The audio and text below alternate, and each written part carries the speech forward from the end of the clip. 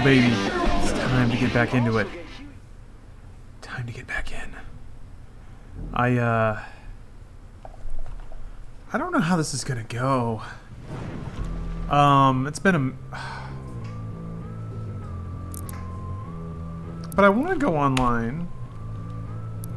Aw, they got the new, like, they have a new skin. They have, like, the coffee hipster archvile. Aw, man, hold on a minute. I want to at least see it. Yeah. What? Why are you here now? Oh, yeah, this game keeps trying to pop up, Hold on a second. How would I see?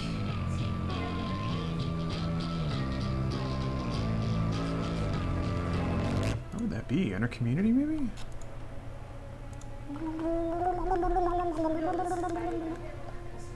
Yes? God. Cool screenshots. That's actually pretty sick. Alright, I'm into that. Dang it. I wanted to look... Anyway. There's a skin for the archvile where he's like... He's got coffee. Yeah. Probably... Oh, hey there, Doom guy.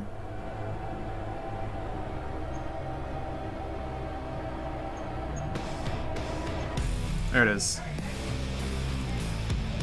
Yes! Look at his stupid hair. His dumb suspenders. I also really like this, the little, like, Hell's Cup coffee. How do you... So, hold on. Series 2 coffee and camos here. Fresh special goodies until May 14th. Like brand new weapon skins, icons, same plates, and cooler camera slayers. And look at this. He's drinking coffee. Look at this. He's drinking coffee. He's drinking coffee. I don't know how to unlock that though. I guess it's just there. Whenever Bethesda.net is up, which I guess it's not. Oh boy, you got to stop that. Wow. Why is this the one game that keeps freaking out like that? Okay, I'll try it again. Oh, okay. All right, fine. Maybe you just get it. Maybe you just get it. Wait. Archvile isn't even playable. Huh? Oh wait, what was I thinking?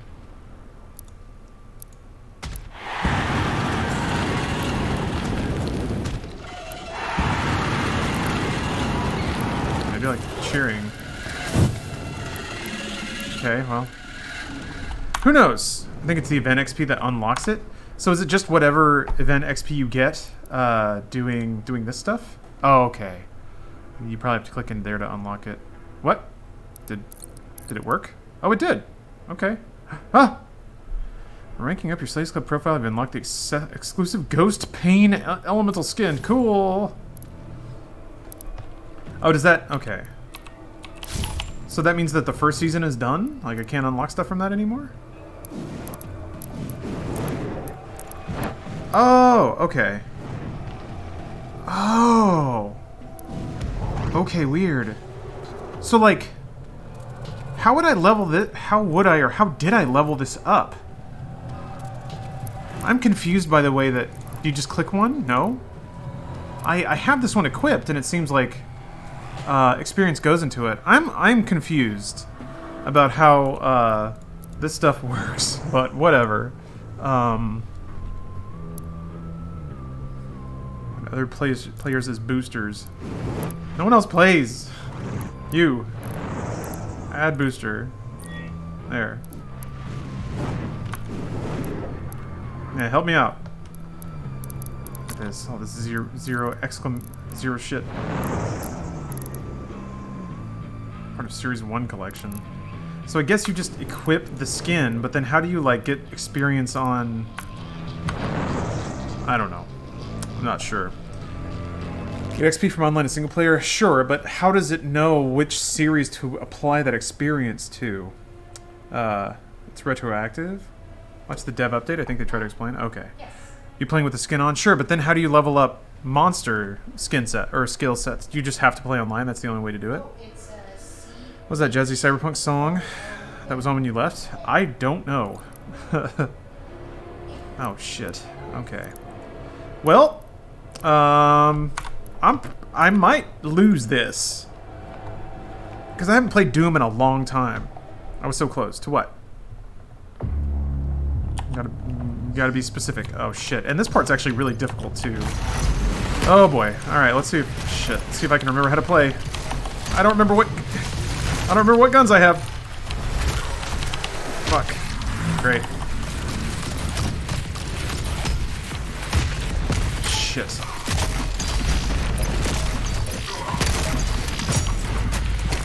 Fuck. Shit. Mantle. Thank you. Alright, that's one. Like, this is what I was worried about. If you take a really extended leave from the game, how do you even get back into it? Do warm-up first? How? What does that mean? I guess you could go to a different mode or something.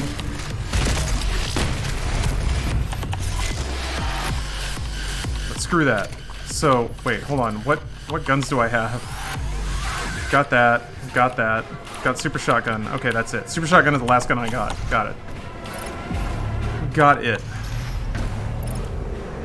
Actually, I need to look at all my shit here. I don't remember where I was at. It's been so long since I've played this. Let's see here. No. Okay.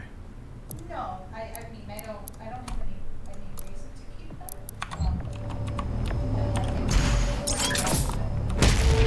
There we go. That's okay. Whatever. I wasn't that far anyway.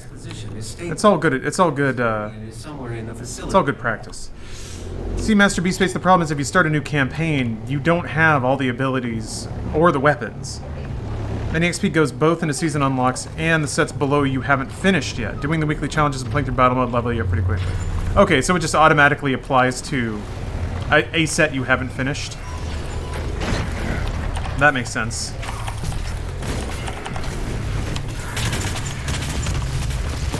Shit, I gotta look at the...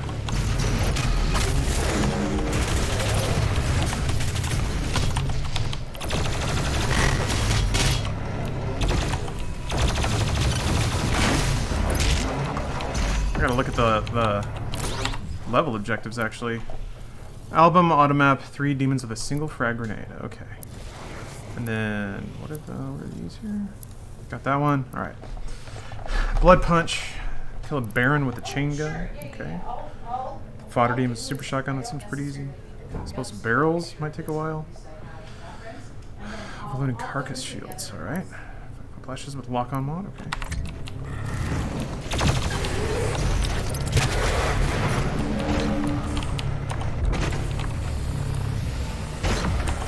Yeah, virus with shoes.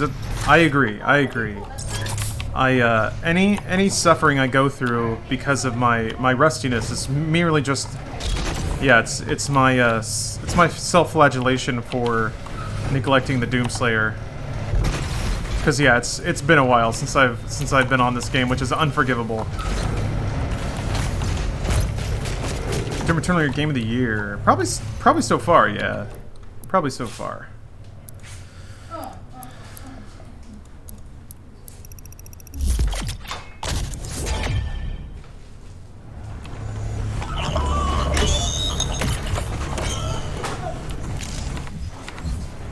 I don't remember what that is. It alt? Yeah.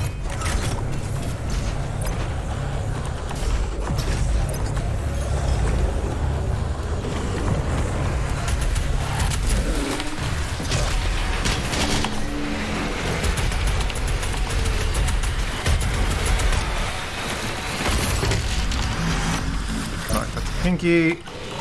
I should not have used blood punch.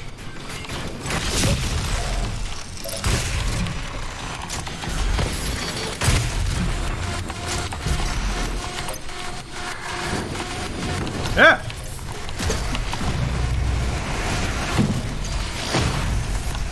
Oh, I thought that was a pain elemental for a second. We're not doing that yet.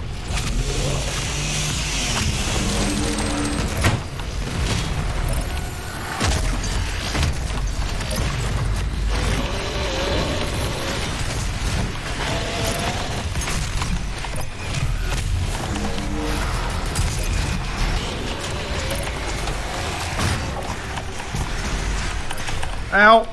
Ugh.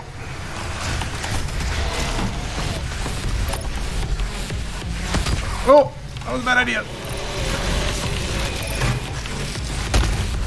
Oh, that didn't last nearly as long as I thought it would. No. Alright, a little rusty. That's okay. We're not dead yet.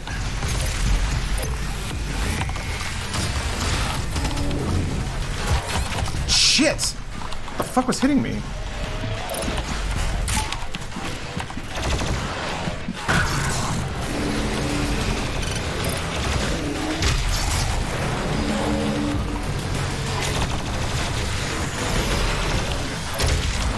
God damn it.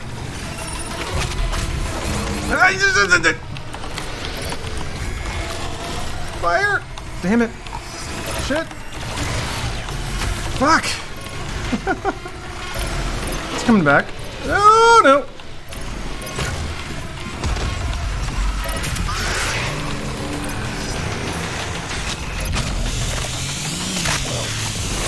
I need to take out this Revenant. Where are you? Damn it! Okay, I'll take it.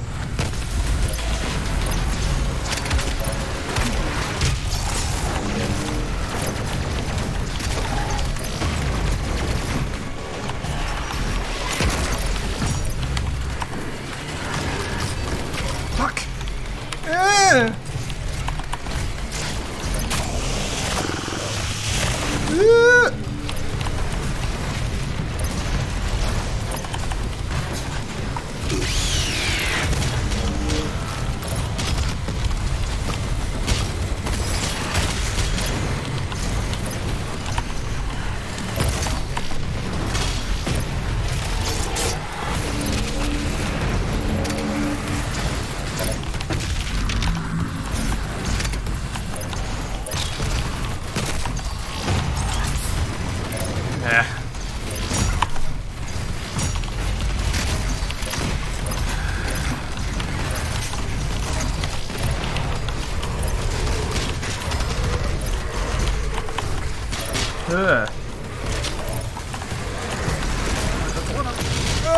No, I shouldn't have gone in for that. Shouldn't have gone in for that one. Ah, shit.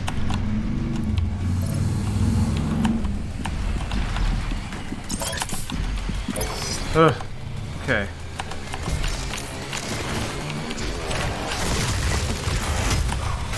Damn it, are you serious? Yeah.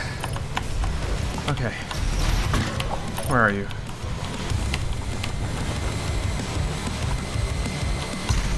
Whiplash. Where are you at, Whiplash? Not dead, is it? Maybe it's dead. Hate that Whiplash. Man, yeah.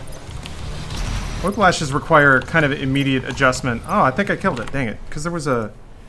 What is it? Oh, never mind. I thought there was a Whiplash lock-on thing. Is that one of the weekly challenges? Yeah, it is. Okay.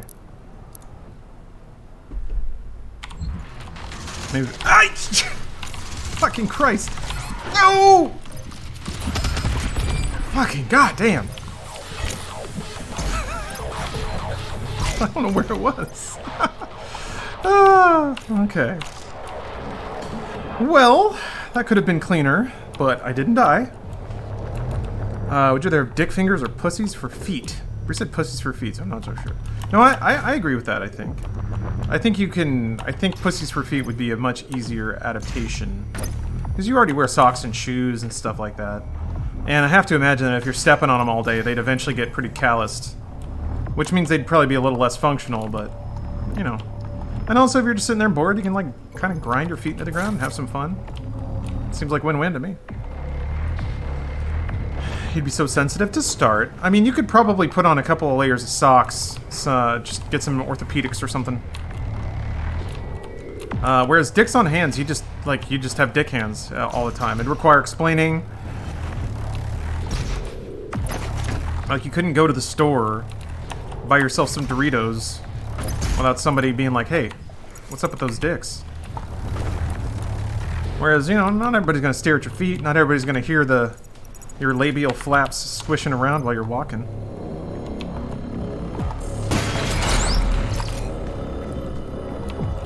Plus you can shoot rope like Spider-Man. That's true.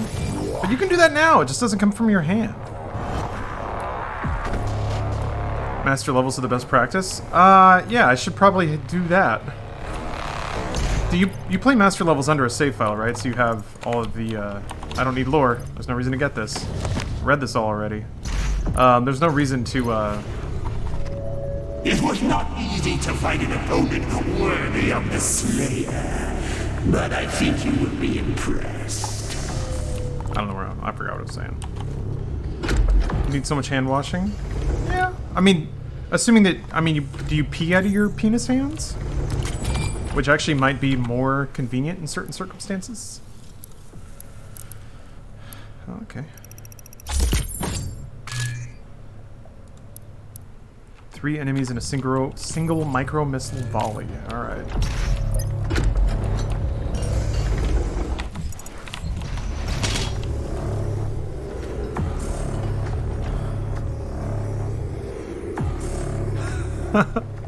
Yeah, Brooklyn, it's my talent of making anything sound horrendously how did I miss this? I guess I don't need it. All I need to do is beat the game. 1 suit point is probably not going to keep me alive or kill me, but I guess I was a little distracted by trying to figure out how to play this game again. 10 dicks or 2 vaginas? That is... I'm gonna go on a limb and say, sexually speaking, that's about the right exchange rate. I would say 5 penises is worth about 1 vagina. Just in terms of their value and their rarity. Ah.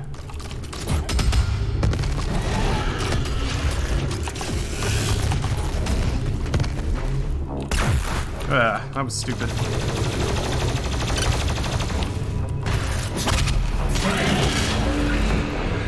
Five dicks for sure equals 1 pussy. Rarity? Yeah, I mean more like just in everyday life. You don't really have to, especially if you're a lady, you don't have to try that hard to see a dick. Like, they kind of find their way to you, even if you're not keeping an eye out. But what do you base that off of? Nothing. Pure conjecture. That's it. No! Oh, that's right. Yep, that's the troll hallway. I actually enjoy that because there is that level objective to kill 3 things with 1 grenade, and that's like they serve it up for you there and then have a pinky run through it just to fuck with you. Oh, I love it. I love it so much. You need to cite your sources? My source is me. There, sources cited. Now you're gonna have a problem with my source. You're not allowed to say yourself. Blah, blah, blah, blah. Internet can't be happy with anything. I'm out here trying to do real journalism. People are mad.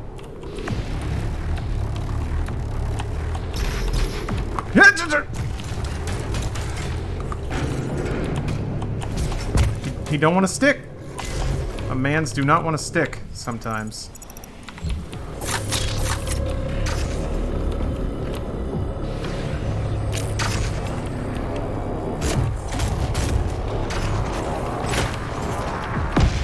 Dang it.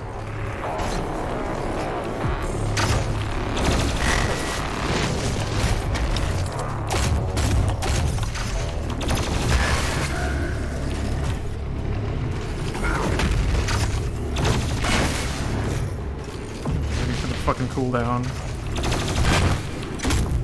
Oh.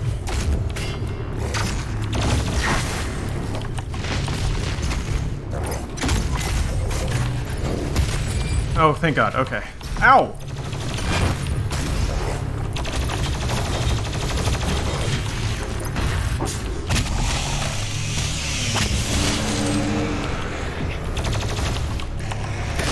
Ah!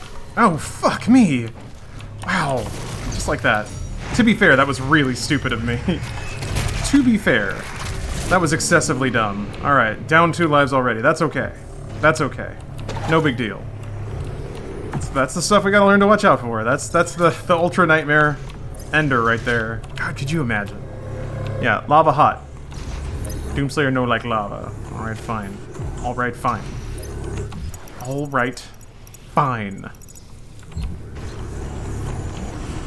Whatever, I got knocking out these challenges, so I find an album. 13. Oh, 3 enemies with 1 micro missile volley. Okay, so I just need to watch out for like a good tight collection of fodder enemies. What level stage is this? I think this is level 5? Don't remember. 4 or 5, somewhere in there. Maybe 6. But yeah, the Doom Hunter Fortress is what it is, so. Yep. I'm glad to see you say that, because yes, id Software was really, really on point with this game. Or a newer record? Nope.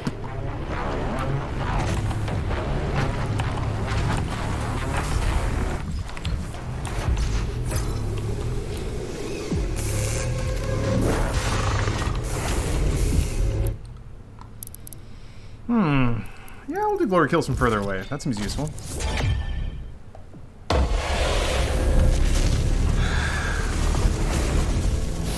It's almost like having a torrent of molten metal pouring onto you is really bad for your skin. Yeah, whatever. That's artificial difficulty. Lazy game devs can't make a good game.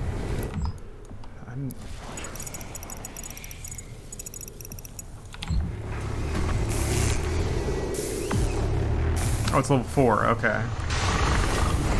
I'm slipping back into it.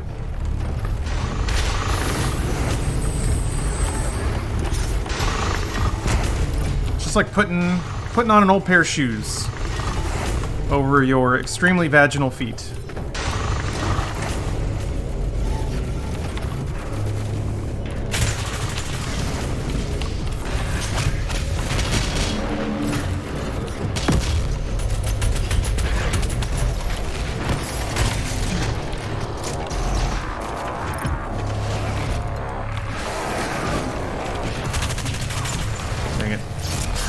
I guess micro missile seems like it's pretty good for getting people into glory kill state.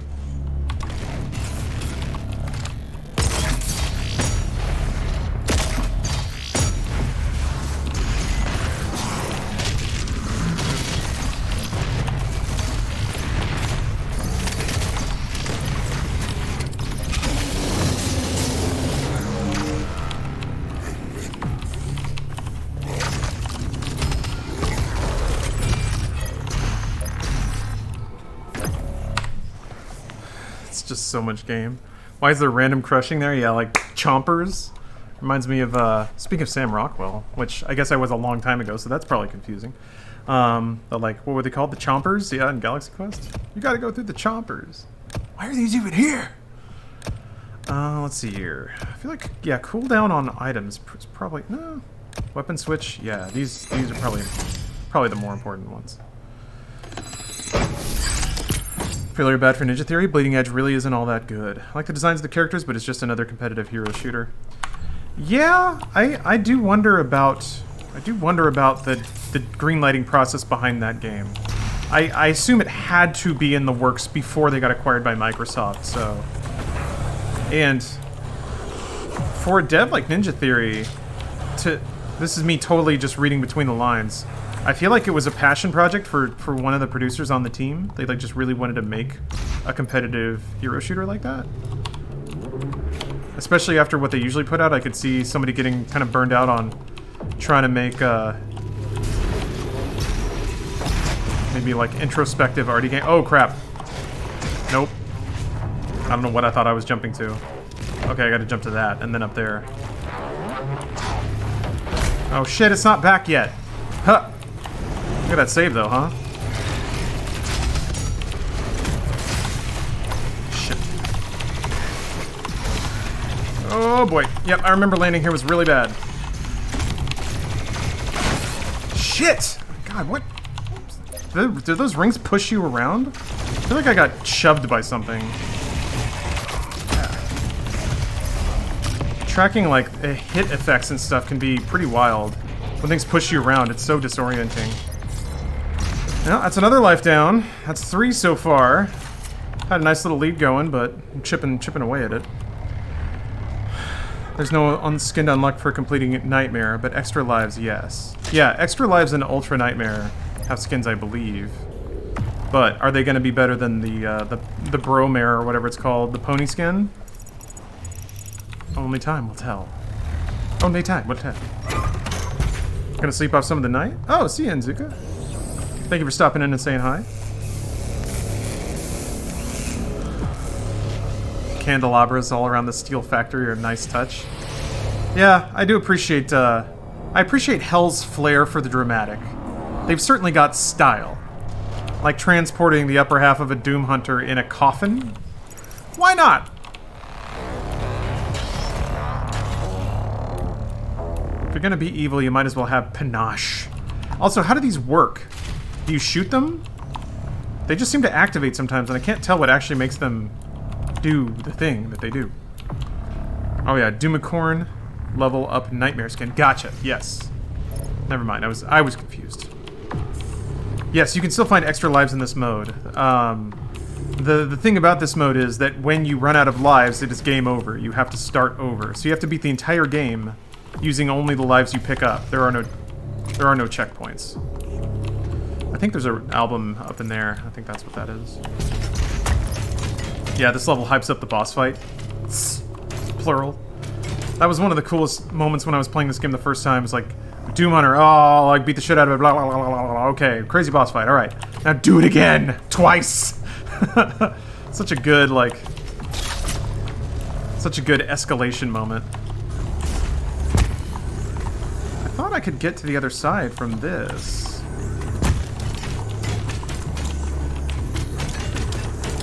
I think I can just sort of... Yeah. Okay. I don't think I'm supposed to... Uh-oh. Okay. Wait. There we go.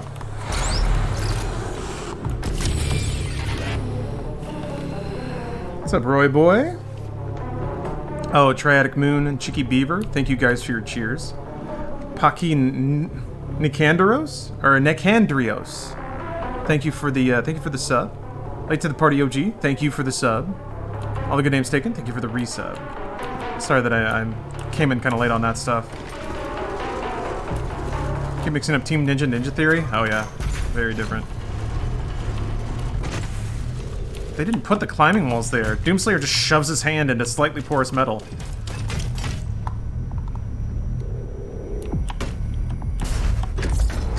He climbs walls like Venom. Gonna get that Venom, get the fucking... Damn it! Other little asshole just had to dip. Where? Fuck! Shit! Who? Oh, there's a Cacodemon there. All right. What the fuck? I died again. What? What?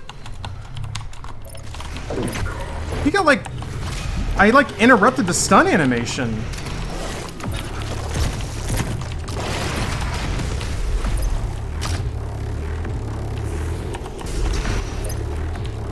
Great. This is going very well. I don't get why people hate the Marauder so much. I kind of do. I feel like, Roybay, also, thank you for gifting 2 subs. Very, very kind of you. Yeah, he's trying to make it more dramatic, right? Maybe when you die, it cancels the animation? Maybe, yeah. Yeah, you can, hey bud, you can post whatever you want. Just make sure it's not, you know, pornography. And if it's not safe for work, please mark it as such so that people don't lose their jobs. Oh, that doesn't even matter right now. What am I thinking? Oh, is your boss gonna see? So yeah, post whatever you want. Captain Chris, thank you for the Prime sub. I guess still mark it if it's adult content. Mark it as such. We don't want no kids losing sight of the Lord on this stream here. Yeah, we already lost our jobs. Fuck it. I like how I talked about respecting the kids and then I dropped the most adult of all words. I gotta be kid friendly. Whoa! If I'm gonna be usurping ninja, which I already have. You know, how many views does he have on Twitch right now? I proved my point.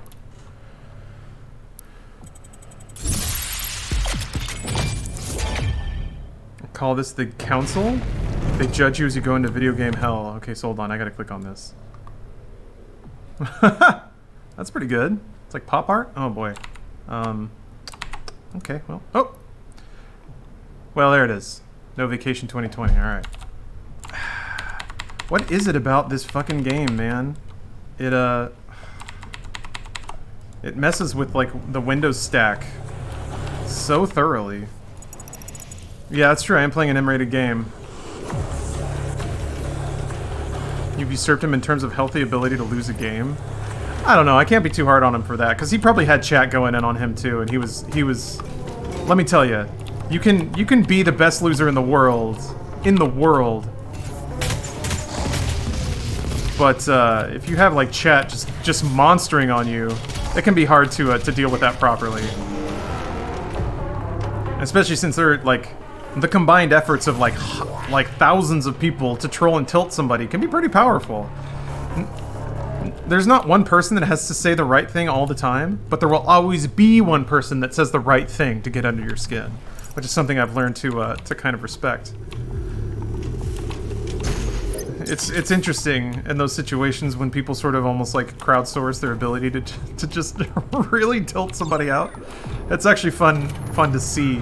It's even fun to be a part of it to a degree, provided you don't, make an ass of yourself, which can be a challenge. Crypto crash, yeah. It's something that happens a lot on the internet, and it's, I think we're all used to the dynamic of like this side versus that side, and one person on that side says a thing, and now everyone on this side thinks that side thinks this, and like sides kind of get defined by their extremes.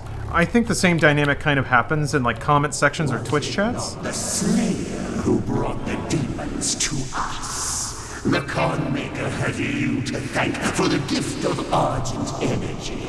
It is you who are responsible for your... Oh, 2 warm-up deaths? Waffle, I just died 3 times to 1 Cacodemon, so you can add that in. Any updates on your upcoming future projects? A lot of them got indefinitely postponed because of Corona, but in their wake, I have sent out a couple of other pitches and stuff.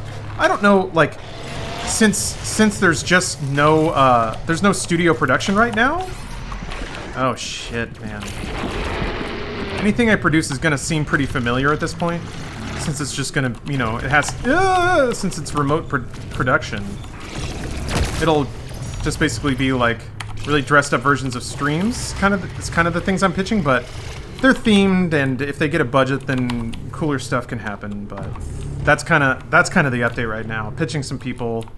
Actually, oh shit, I should write this down. I did have an idea that I want to pitch Twitch, which is people do IRL streams, but I have this bike, and since the roads around LA are empty, I'm like, I should get one of those like streaming backpacks and just kind of drive around LA and then stop at certain points and let people decide which way I go. I think that'd be pretty cool. Kind of a explore the ghost town of LA stream.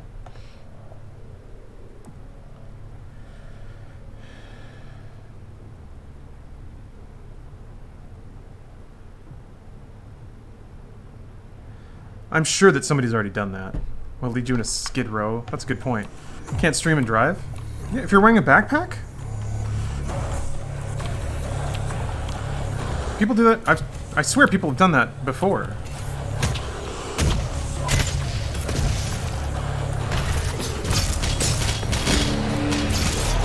I would basically like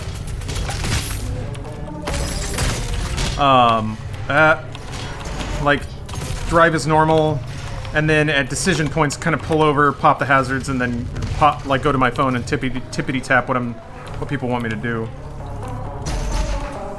Stream and drive, and LSF will be on your dick in 5 seconds flat. What's LSF? You can stream and scooter a bike though? Yeah, that's the point. Like, that's what I thought. But if I'm off about it, oh, live stream fail. That's true. Well, hey, just more publicity for the channel, right? $1,000 to jump that ramp. Yeah. The only thing that occurred to me is that people would, if people are in the LA area, they might try to like find me and mess with me. That's part of it, right? Or rather, that's kind of an unavoidable part of it. Twitch actually bans people for it? Oh, never mind. But I swear I've seen people IRL stream on a scooter. Fossil Parrot, thank you for continuing your sub. Oh, Captain Chris and Tevin, thank you guys for the prime subs. Would it be just you? Bring someone else just in case shit happens? I mean, probably just me, yeah, since it's on a motorcycle. There's room for 2 on there, but Riding with somebody else is actually, it's like a whole other can of worms in terms of like weight distribution and how it handles. If it's hands-free, it's no problem. Yeah, it would be hands-free. I would, they're the streaming backpacks where you don't touch them or anything. They just kind of stream from your shoulder. Oh yeah, Brooklyn, yeah, of course. I would drive like up into Hollywood or something like that and start from there. There's no way that I would start from my home and just telegraph to everybody where I live. Stay strapped or get clapped. Use a GoPro? Yeah. I need to get one just for safety anyway. Mount one to my helmet. I guess the thing then is I could go from my helmet to my phone and then stream from my phone. Am I missing any sick power-ups? No, I missed that, but I don't know. Suit points? Whatever. Once you have... I guess upgrading the items would be pretty useful. But some of this other stuff doesn't really matter. I guess... Yeah... barrels.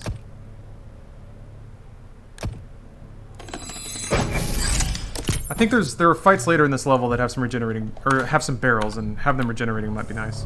I can make Keanu. Yeah. I mean, he likes motorcycles, right? He's got to like my cybercycle. Ugh.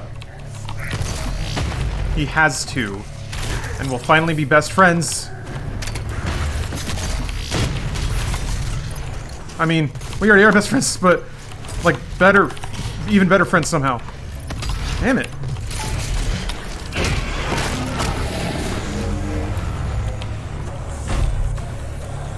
What's the most unusual thing you can do on Twitch that gets you banned? I don't know. Twitch seems shockingly chill most of the time, despite what I guess a lot of people may think. They, like, self-harm, probably. I imagine it's roughly the same rules as YouTube.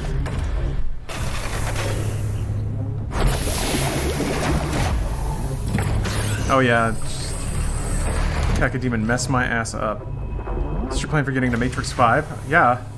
Yes, it's my 5-year plan. I wrote it all out on a sheet of notebook paper while I was, yet again, live-action reenacting all the fights from the Matrix as I watched the movie.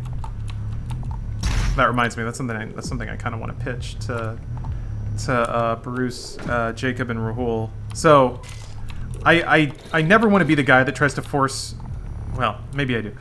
Try to force my way into some place I'm not, like, needed. But that their like recitation thing is so fucking awesome that here's my idea. I'm gonna float it to you guys. Here's my idea.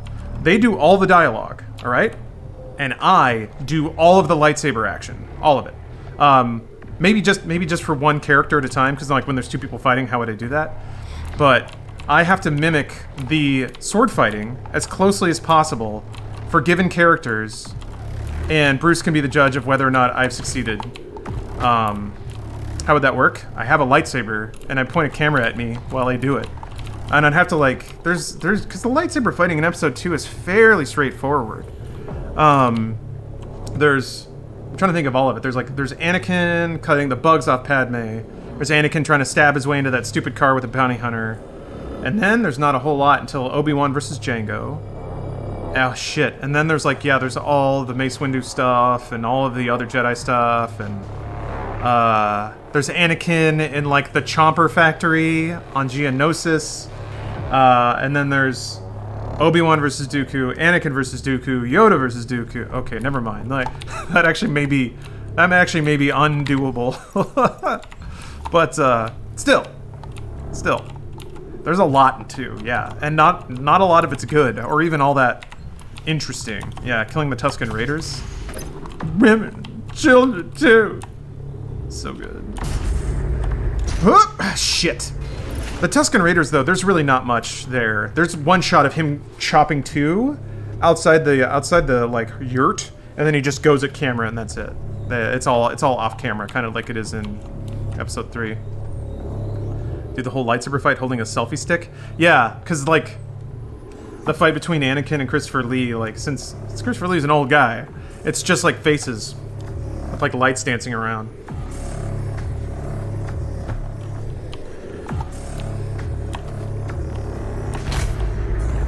Although, holy shit, man. Watching episode 2 again gave me so much more respect for Dooku / Tyrannus, man, he's awesome. Is there anything in like Star Wars canon that explores Tyrannus more, either around the events of Episode 2 or even before? Because I really didn't appreciate how pimp ass of a character Darth Tyrannus is. Also digging from Twitch TOS, streaming while driving is up to local law, so it depends on where you are. I just remember people getting in trouble in the Pokemon Go craze. Gotcha, okay. Yeah, I think if it's hands-free in California, you're good. I have a cell phone mount on my motorcycle, kind of like on cars, that complies with law, so... And then aside from that, it'd just be wearing a backpack, and then if I need to mess with it, pull over to the side. He left the Jedi Order? Christopher Lee played two really powerful good side guys who fell to the dark side? Yeah, Saruman. Such amazing casting. Also, I'm just really, really happy he got to do that, you know, before he passed. Rip in peace for sure. But what an amazing cap to his career. What mode are you playing on? This is Extra Lives mode. So if you look in the upper left, you'll see a little lives counter. When those run out, my game is over. Save is deleted. I have to start all the way over. Wasn't he in a death metal band? He did a lot of vocals for Rhapsody of Fire, but I don't think he was like, or just Rhapsody. I think they renamed themselves. I don't know that he was ever like in the band. He did just like vocal lines saying like, "In the age of dinosaurs and warriors, one man fought the forces of evil." That kind of thing. No, I've listened to Rhapsody of Fire quite a bit. I got into them shortly after getting into Sonata Arctica. So just kind of like Finnish fantasy speed metal. Kind of did a whole exploration of that genre. There's a fair amount of that music, but not tons and tons. They've done several albums. Again, I don't think it's his band. I think he just collaborated with them on a few albums. I could be wrong. Got to tag Clone Wars miniseries from 2003 has some good Dooku content. Alright. Yeah, they're in their final season now, which is wild. I need to start watching that. Every time I say, like, this is what I like about Star Wars, somebody's like, why haven't you watched Clone Wars? Like, it's got everything you would want. My big thing, and I know I've talked about this before, but I just started watching it from the beginning, and Ahsoka was insufferable. But everyone says she really turns a corner. So there's really no reason to come down here then. Whatever. Darth Tyrannus took on Qui-Gon Jinn as a Padawan apprentice when he was in the Jedi Order. Yeah, he says that in Episode 2. He actually uses that to try and like earworm Obi-Wan. It's fucking amazing how good of a shit talker Tyrannus is. Welcome. I say Tyrannus because it's a way cooler name than Dooku. Played on Ultra Nightmare, got halfway through the 3rd level and died. Haven't tried since. Yup. You play Ultra Nightmare when you just want to keep playing the game and you're okay with failure, I guess. Season 1 sucks? Okay. Yeah. Oh, you mean, okay, the Clone War from Tartovsky. I thought you would appreciate the sentry action. Wow, this is gonna... Man, doing this fight without the ballista is not gonna be fun, but...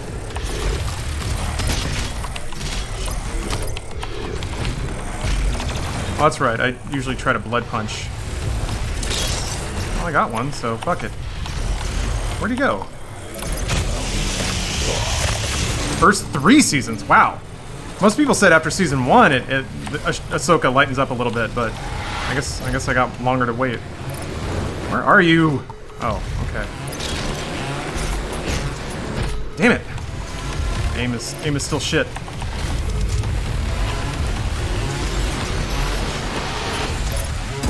Why am I...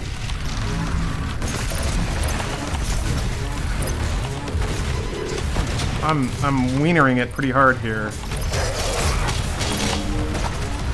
Yeah.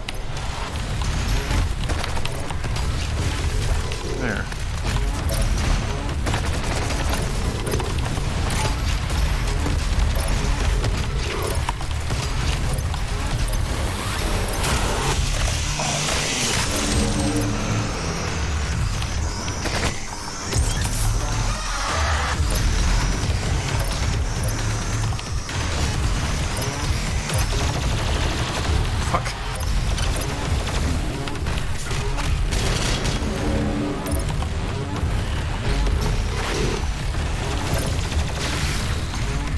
are you? Things up.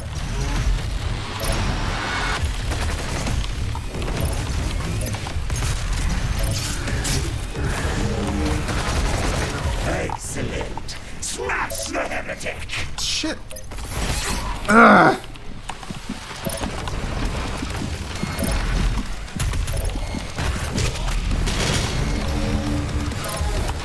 I keep forgetting you have to like aim at center mass on those guys to get the meat hook.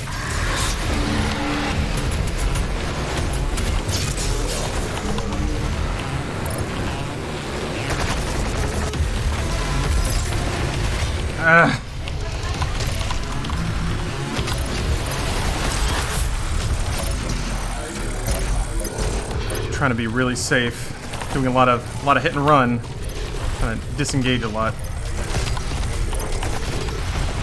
Yep.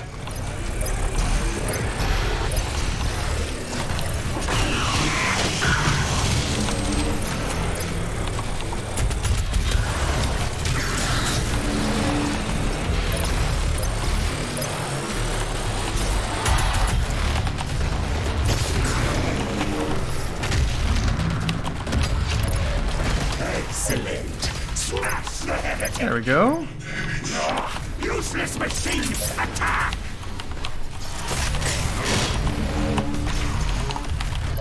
You're... Shit.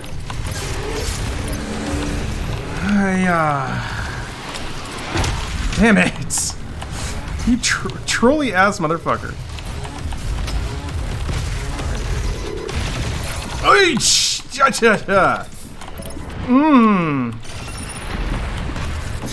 No! Ah! This is bad. Ooh. Shit.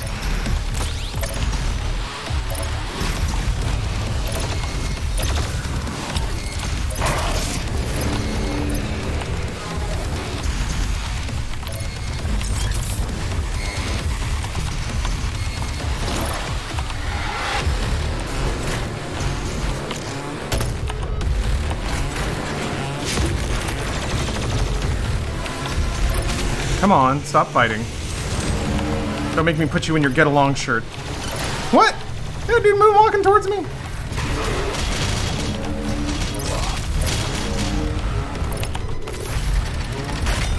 Shit.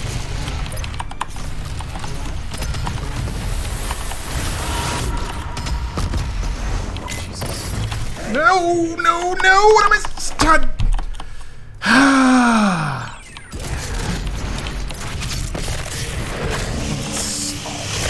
Meat hooked to the wrong thing, stuck on a wall.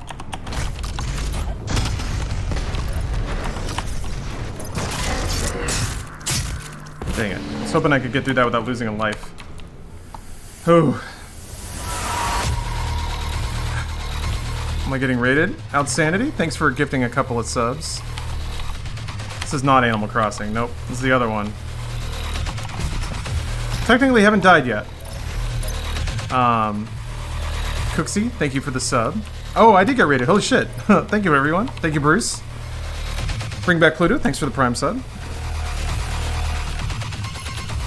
Welcome, everyone.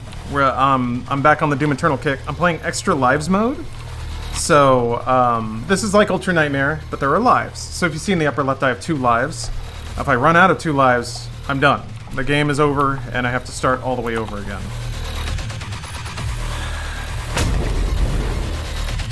We are not done yet.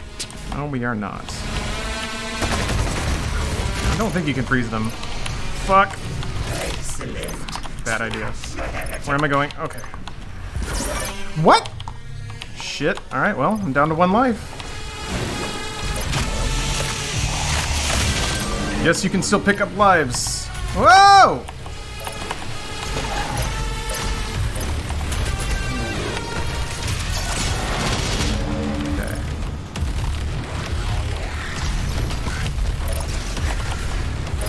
There you are. Shit, man. Trying to safely get into Blood Punch is a risky maneuver. A bit of a pro gamer move, really. I'm gonna try again. It continues being a bad idea. I feel like I had the feel for that figured out a while ago. What the fuck? Oh, he's down here. Alright, well, last life.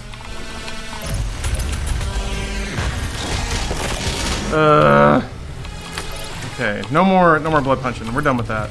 That's not happening anymore. Is he stuck? Shit. Slash the heretic! Shit.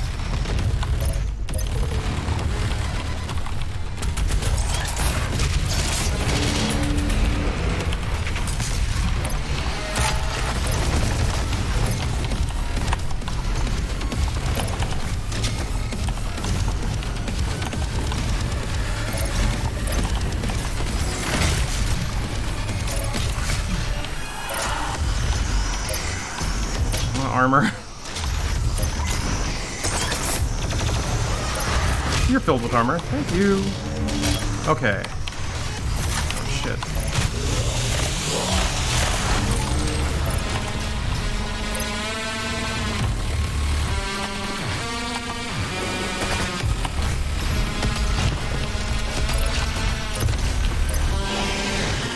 What?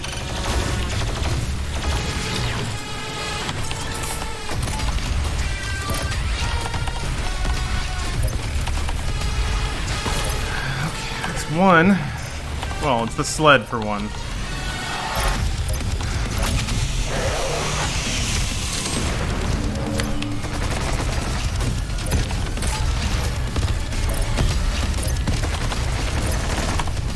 Dude.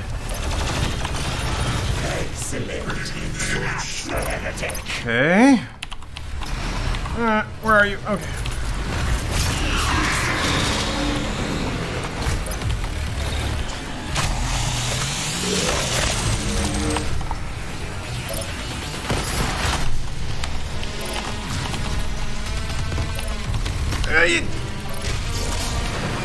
Yeah, forgot about that.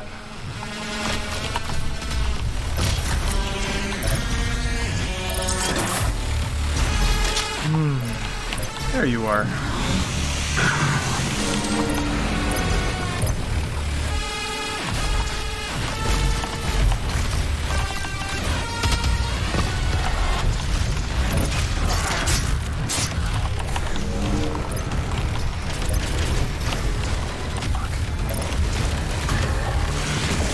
What?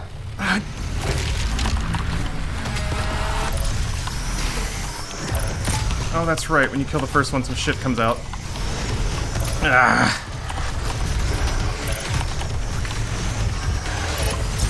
Okay, well, I don't have to deal with that.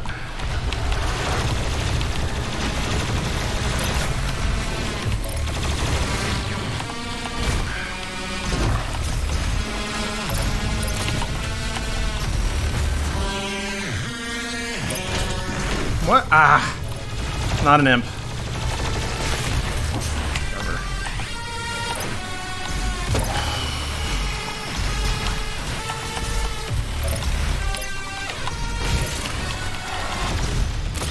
Fuck, really? No! Ah! We're just getting started. That was stupid as hell. Well, that's it. Start over.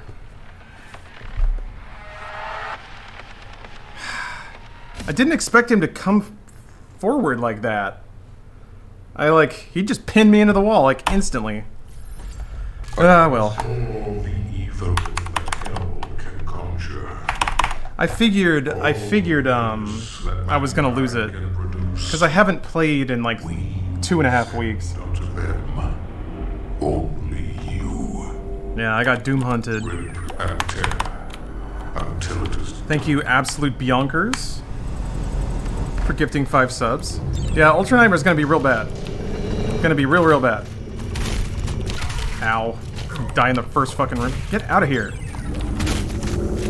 Oh yeah, you can't glory kill yet, I don't think. I will mark it on your HUD. Doom Hunters are barring on the enemies I hate the most. This is only regular Nightmare? No, it's extra lives mode. So, are you gonna head out and not watch Hunter x Hunter? Cool, man. I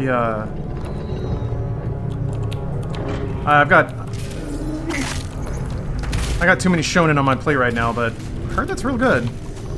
Cool concept too. Are your fingers still intact? So many things happening. Yeah, I like games that have a lot of buttons. To a point. I guess I should say I like games where you have to hit a reasonable number of buttons very quickly. That's what I like. Steph, the demons got me. Oh shit, my speakers are on. Yeah, the demons got me. Got demoned. Ain't that the way? That's what demons do. Mm-hmm. No, this is yours. Yeah, why you keep opening my stuff? Sorry, I just saw a thing. You get the bloodlust. Stuff. Well, because this is the most important. Is the doormats here. How many doormats do we have? Size and what's way. That's not true at all. Unless you threw out the other ones. The owners left. I think we've gone through, I want to say, at least 4 while we lived here. Well, we have municipalities. They still count in the total amount of...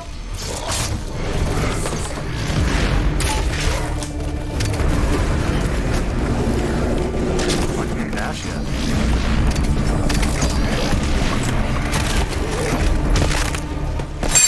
Ugh. Oh. John Nomish? You got a tornado warning? No! Fuck! No!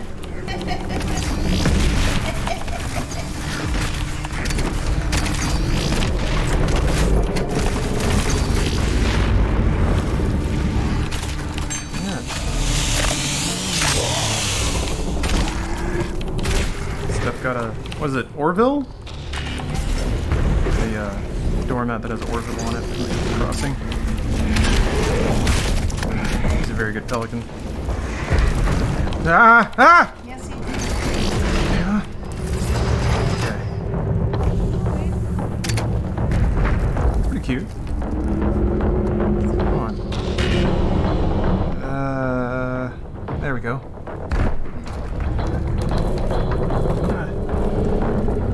There he is. Bell-bottom stovetop.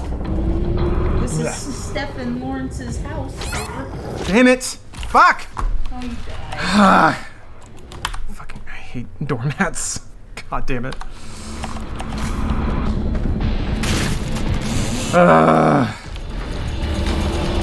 Yeah, Slacks, that is a bummer. Oh. You're hovering. How mad they are. Well, you'd be mad if you were trapped in a... You're trapped in a cage. I'd say restart. I don't think one life is going to make the difference between me winning this time or not. This is still very much in I'm learning the game and getting better mode. So, losing a life off the top doesn't really influence my ability to do that. Oh, you're going to say that dude was coming up? See? I got to learn these things. The demonic consumption of Earth has been reduced Yeah. 6.8%. Sorry, I gotta show off my lead gamer skills by not pausing the game ever, clearly. Mike 8, thanks for gifting a sub. Whew. Anyway. Oh, wait, no, it's still centered, okay. If you die right near the end of a big fight, I'm reminding you, please do. Don't even cap at that shit. No, absolutely. Hold my dumb ass accountable, please. This is the point of Twitch, all right? I'm up here playing games at a galactic level, an Olympian level, and it's easy for me to get a big head, being a champion of all games as I am. That's why I rely on Twitch chat to keep me humble, keep me real, keep me grounded.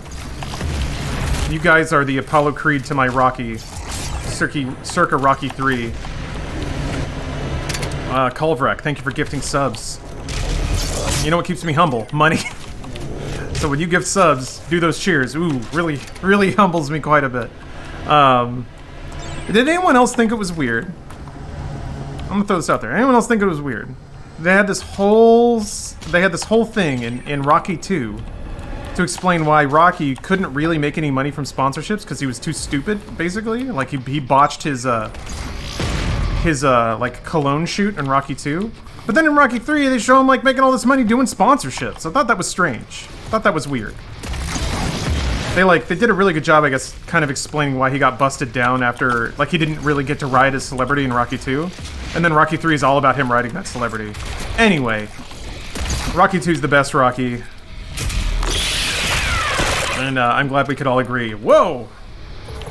I guess if I got a metallic claw to the eye, I'd probably get yeeted across the room, too. Was Rocky 3 the one where Apollo Creed died? No, that was 4. 3 was Mr. T. Clubber Lang and Thunder Lips. Basically, like, Rocky 1 and Rocky 2 are both underdog stories. Rocky 3 is rediscovering passion after you become jaded and soft. Hence, Eye of the Tiger.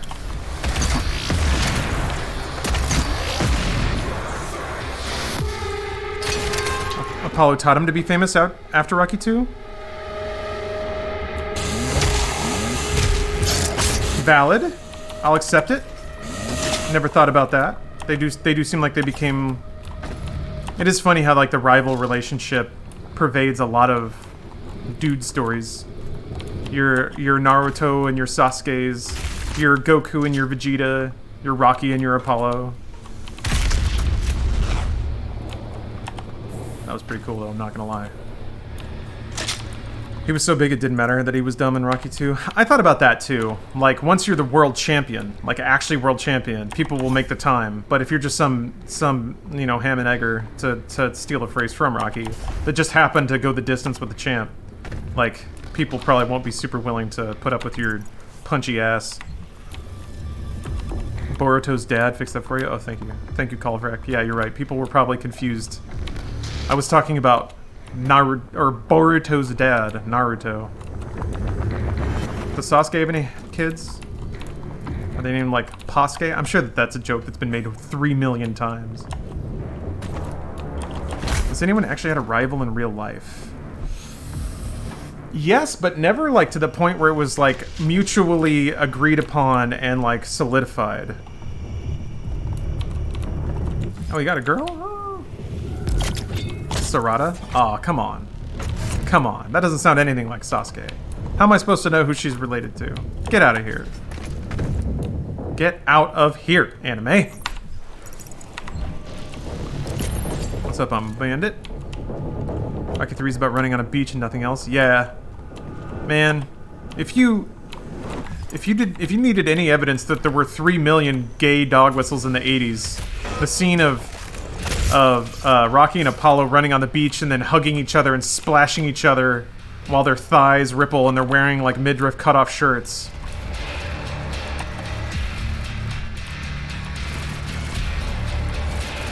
I'm just saying, it's not gay to smooch your bro.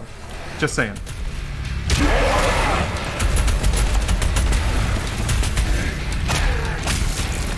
That scene rules. I remember when I was in college, I worked at a GameStop, and for a minute they did like DVD trade-ins, and somebody traded in the Rocky box set. So I bought it. I was like, I've never seen Rocky. This seems like a perfect opportunity. It had like Rocky 1 through 5 because that was all that was out at the time. And yeah, I was watching it with my homies. You know, we'd get like go to Sonic and get like a big ass soda and some burgers, and then just kind of watch movies. Good times, man. Or like play horror games. Some of my best memories are like playing through the Silent Hill series in a living room with my buds. But I remember seeing the like running along the beach, splashing each other, giggling and laughing, and scene. And I was like, this is awesome, but also unexpected. One soda for all your homies? Yeah, man. You get that Route 44. You don't need anything. I couldn't decide whether to say route or route, and I kind of said both, and I don't know that that's a word. Yeah, just two bros chilling in a hot tub 5 feet apart. Not gay. You're sharing dick water. Doesn't mean you're gay. You guys ever think about that? And if not, you will now, hopefully. That if you're in a hot tub with somebody, the same water that caresses your genitalia also caresses theirs. So you're basically touching dicks. Is it Rocky 4 or 5 that everyone pretends didn't happen? It's largely 5, but I think that's kind of unfair. 5 is like 2/3 of a very good Rocky movie. It does get a little... It gets a little kind of 90s. The soundtrack is a little... Soundtrack gets a little, like, chunky. He also cast his own kid, which is... He's not the greatest actor. Sage. And there's a part where his kid gets all, like, street tough because he's been ignoring him in favor of Tommy the Machine Gun. Yes, his name is Tommy Gunn, but his nickname is The Machine. So he's the Machine... Whatever. He was an actual boxer. I don't know. 5 was interesting. 5 was basically commentary about what Don King was doing to boxing in the 90s with setting up matches and Mike Tyson and shit like that. So, there is a boxing promoter in 5 called The Prince, who is, if you can guess who that's a parallel for, it's a boisterous black man with a large afro and a cigar. 5, I think, might have been too in the weeds on boxing for most people. It wasn't just like down on his luck dude finds a way through. It was actual commentary on boxing culture.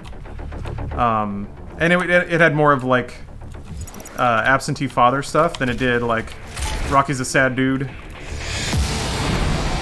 I have not actually played the master levels, no. I don't know why. Should.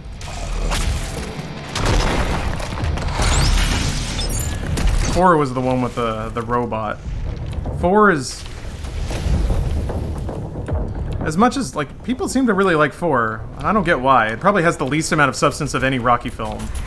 It's nothing but training montages and dumb gimmicky scenes, which is fun, but also dumb. Like, there's actually no heart to Rocky 4 at all. And aside from, like, America's gonna beat communism by climbing mountains. What skin is this? This is the, Dumicorn skin. I own a Blu-ray box set of all the Rocky movies and I haven't cracked it open, but I like Hero. You should watch them, man.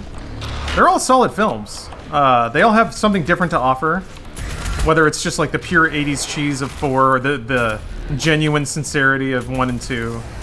5 is an interesting trip. Rocky Balboa, aka 6, is one of the more horrifically depressing movies I've ever seen, but still very fun to watch. Sort of. It's got good moments. You get to see Sly like shirtless and just HGH'd out, which is it's a sight to behold. It really is. How like like beef slab is the only word I can think of to describe him in that film. Which, you know, whatever, man. You keep the ride going as long as you can. I'm down. But how many Rockies are there? Well, if you count Creeds, 8, 5, 6, 7, 8. Yeah. There are 6 Rocky movies and 2 Creed movies. The cleansing of Earth is a necessary Yeah, he's step. pretty pure American beef. Rocky Balboa has a lot of cool world building, though. Ah, shit. Okay. It has like a side mention of a character from Rocky 1, and it's the same actor. Very, very weird. Why is Rocky 6 so bad? It's not bad. It's just depressing. I mean, it's kind of all about... It's like... The movie actually does a really good job of framing how uncomfortable it is that a 70-year-old man is trying to professionally box, or however old he was then. And, like... Just the... It also kind of deals with letting things go. Which, you know... God, shit! Oh, that's dumb as hell. What's wrong with me? That shouldn't be that hard. Oh, HGH gut? Wait, Joe Rogan has HGH gut now? Oh, I haven't seen Rambo Last Blood yet. Is it like uncomfortably violent, or is it like fun violent? Which is a weird thing to say, but Yeah, I wasn't really feeling the soul in Creed 2, to be honest. I also thought that like the little bits they had of sort of showing Ivan Drago's life and his circumstances were really cool, but they just didn't. I could have used a lot more of that, I think. Oh,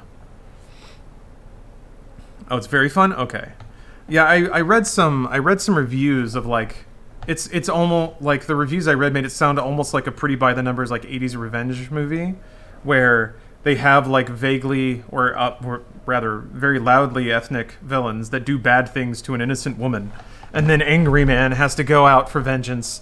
But since they establish them to be just pure monsters, you kind of enjoy seeing your hero do horrible things to them. Kind of Death Wish, shades of Death Wish. I was disappointed the last Rambo was crappy. The clips I saw looked like an interesting callback to guerrilla tactics in First Blood. Yeah, First Blood was cool. People tend to forget that in First Blood he kills one guy the whole time and it was accidental. Yeah. First Blood is a great movie. I actually... Yeah, I also watched all the Rambo... Hey! What? Watched all the Rambo films. Flicks. And actually, listen to the director's... Or, sorry, the commentary. Well, I don't think it was the director, but Stallone did commentary for Rambo 1. Or First Blood, I should say. And his commentary is actually fascinating. He's actually a extremely urbane and intelligent person. Which is a shame that, like, his banner character, people kind of associated him with for the longest time. I guess that just tends to happen, but... yeah, his, some of his commentary about the filming of episode 1 of First Blood, really interesting. Something sticks out to me is he talked about, since they filmed it in Canada, how just absolutely bitterly cold it was the entire time. So there's like the scene of him like riding on the motorcycle away from all the like small town sheriffs and stuff. He said that it was so cold in that scene that the corneas, the liquid in his eyes started to freeze over.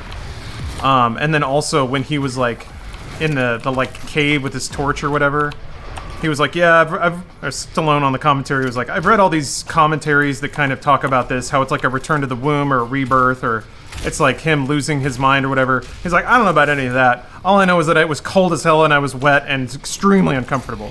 And one thing I also respect is that in the commentary he was like, yeah, I feel bad complaining about this stuff given how well paid we are, but you know, when your eyes start to freeze over, that's kind of the I feel like that's a time when you can say, okay, this is interesting. This is a little too spicy for me. And he did it. He did it. I love hearing about that stuff. How, like, the context of a scene in no way equals the actual reality of it. So, you know, you're watching a scene of a man motorcycling through a Canadian town. It doesn't occur to you because the movie doesn't really tell you to think about how cold it is. Him making Rocky Balboa made me know that he wasn't as dumb as all his characters. Yeah, Rocky Balboa is a shockingly heartfelt movie. The Post Malone menace? Never apologize for that. Born and raised in, North Dakota? It's cold enough you can blink and your eyelashes will freeze together. Holy shit. That's, oh, no.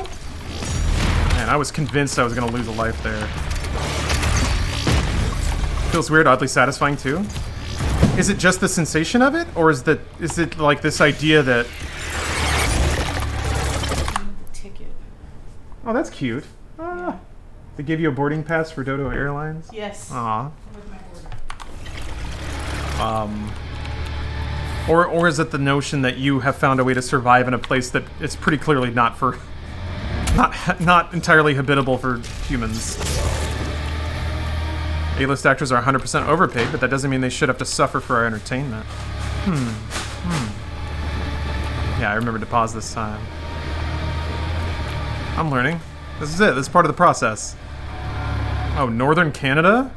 Ravensay? I didn't know that anyone lived in Northern Canada. Aside from, like, First Peoples. Didn't he write the script for Rocky? That's my understanding, yeah. And I think he directed some of the Rockies. One of the Rockies? He directed something. Negative 50 Celsius is pretty normal. Jeez. I don't know how to describe it. Just feels weird. I've never experienced that amount of cold. The UAC would like to thank you for your Yeah, Chupatro. I only use that phrase because that's what Elise used when she's talking about Native Americans in Canada. So I assume that's gotta be, you know, the bird's the word on that one. Yeah, negative 50 Celsius. I can't wrap my head around that. Which I am. Oh, but not that far north? Oh, okay. You live in the Arctic Circle? What? Hey, MCMK. Good to see you.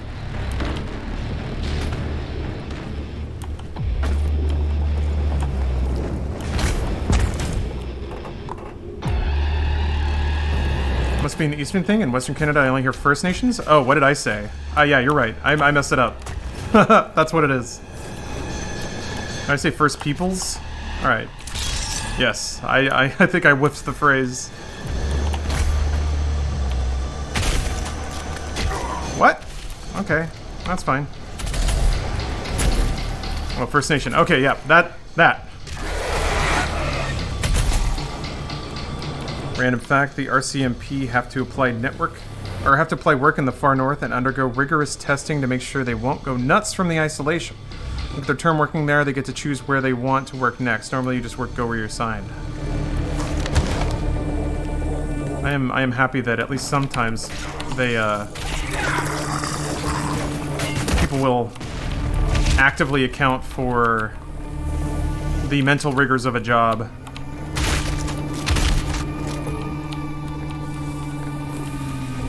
Ooh, Fist Nation. Oh, right! I forgot to turn off blur. Bang. Look at that, guys. I did it.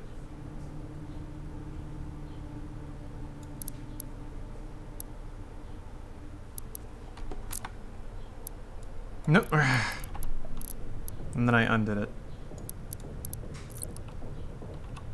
There. Yeah, sorry it took me so long. Oh, it does look different. I can see the gaps between the frames now. Ah! God damn it. I can't lose a life to a tentacle. What's wrong with me?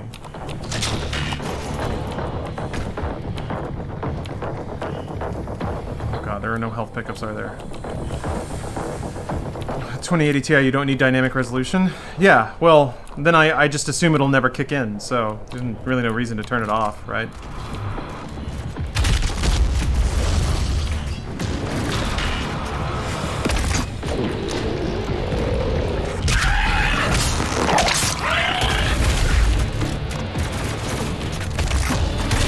I was thinking about this, though. It was one of those things that kind of went through my head while I was working out this morning. I wonder how blur affects video compression.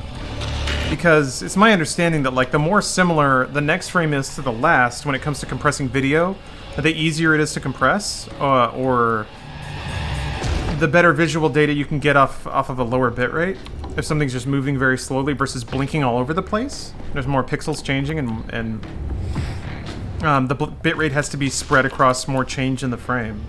Should cause less confetti. Does it cause less? I would think it would cause more. Because when things are blurred, there's more color gradients than when things are blurred, so I don't know. This room is bad.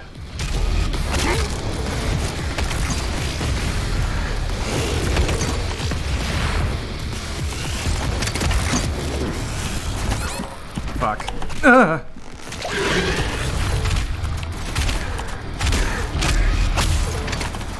Where'd that other cacodemon go?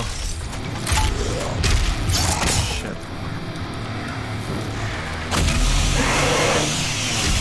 Yeah.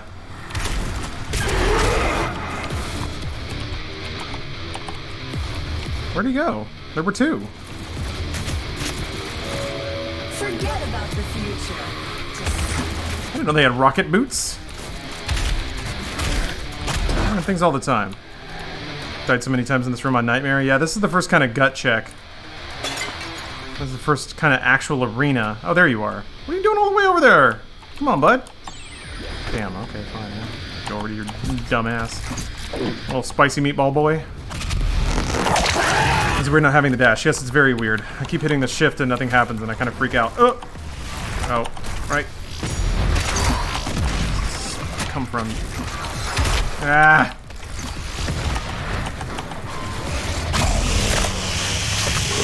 Yeah, he's just vibing. No vibing allowed here.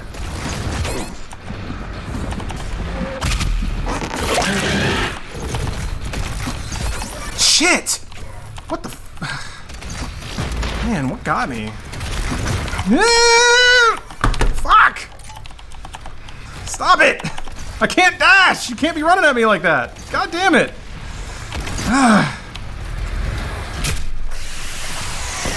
That's okay. It's alright. What? I'm sometimes astounded how demons can just like stay in your blind spot while you're looking around. How does it compare to the first person shoots in the first one? Oh. Real Darth, are you asking how this game compares to every first person shooter? It's the best, there.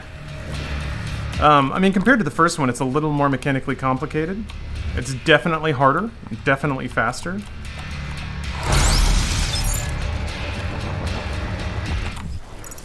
Yeah, I should have just closed out the Doom Hunter fight when I could. That's the other thing that the lesson that I thought I learned in Doom 2016, but apparently have to relearn again, is that there's no room to like try and play stylishly. This isn't fucking Devil May Cry. Shoot the demons and kill them. That's what you do.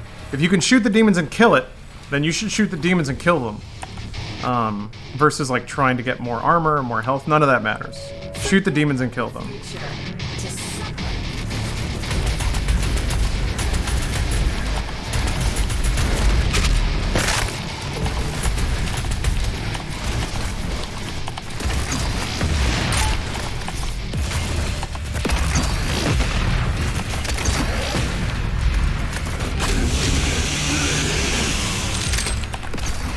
You want to get to the points where you can shoot the demons and kill them but look good while doing it? Yeah, I mean, I think Doom is pretty good about making just high skill look good just by the virtue of the game. Oh, that's what I wanted to know? Okay, good. I'm glad I answered your question. I mean, if you have any other... If you want to know anything else about it, please ask. Ah! Fuck. Fuck you. Man. It's like a little geometry thing that nudged me over. Anyway, if, I might as well be wearing a pin that says ask me about Doom, because I'm into it. Oh, I hear those...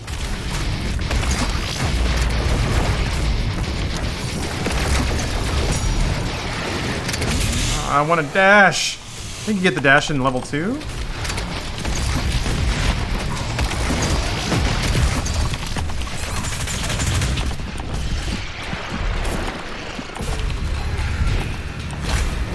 Something hit me while I was over here. I don't know what it was. Maybe it was just a long shot from one of these imps? No! Okay.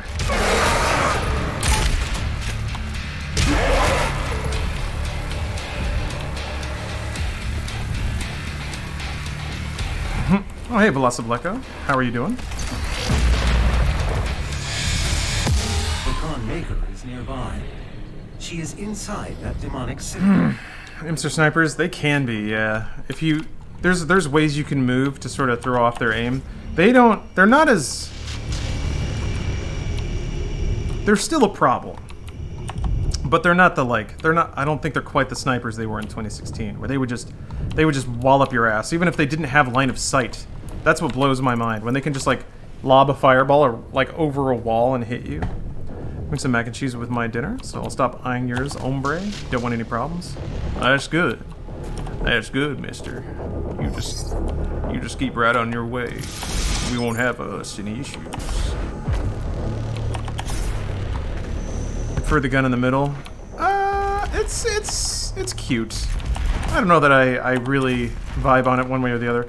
I will say that it is kind of nice having more visibility in the bottom right and left corners of the screen. Which actually... Is this as high as the, yeah, field of view can go up a little higher. I'll try 110. It's gonna make it look a little more wall-eyed, but higher the field of view, more you can see. Yeah, gargoyles are bad. I don't know. None of the minion and fodder enemies are really all that tough. It's really just that they just gum up the works. They find a way to get in your run lanes. The gathering of hell priests is located just above your location.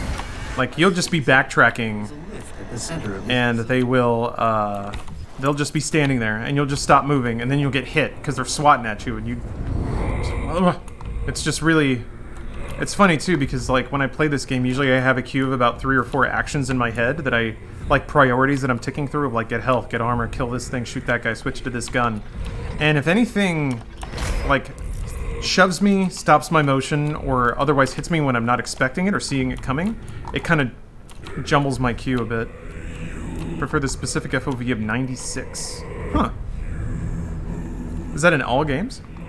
Should take on the Bethesda id. Oh, I assume you're going to talk about the McGordon problem? Kerfuffle? Hate maker drones. I'm scrub and can barely land any headshots on PS4. Man, same. I tried playing with a controller for a bit and it just didn't work. Not having it. Yeah, nothing humbles you faster than a zombie slapping all your armor away. Mick got done dirty? Well, that's how it seems to us. I'm gonna... My spicy take, I think, is that... and ironically, it ends up being the safest take of all. Is that we don't really know what happened. And it's possible. And I've heard about this in other situations. Not this one, but specifically other situations. Where if somebody starts to get a little bit of a big head and they think that their name has to be attached to certain things, they start to ask for ridiculous rates. Because they don't think that... I mean, they think that it has to get paid. I'm not saying it's happening now. But it could have happened that way. Maybe, this is just a big maybe. I don't know anything about any of it. But a possible alternative version of events is that Mick Gordon was asking for ridiculous production fees. And they were like, well, dude, we already paid you to write the soundtrack. So maybe they just went with somebody else because of he was asking for absurd rates. Who knows? And he did the thing that he can do, is go to the internet and say, these guys aren't using me, that's not cool, and trying to like whip up the fans to put the heat back on Bethesda. But what is Bethesda's play? Like, they can't say, we chose not to use him because he asked for $500,000 to master a soundtrack. They can't say that. All they can do is sit there and look bad. So,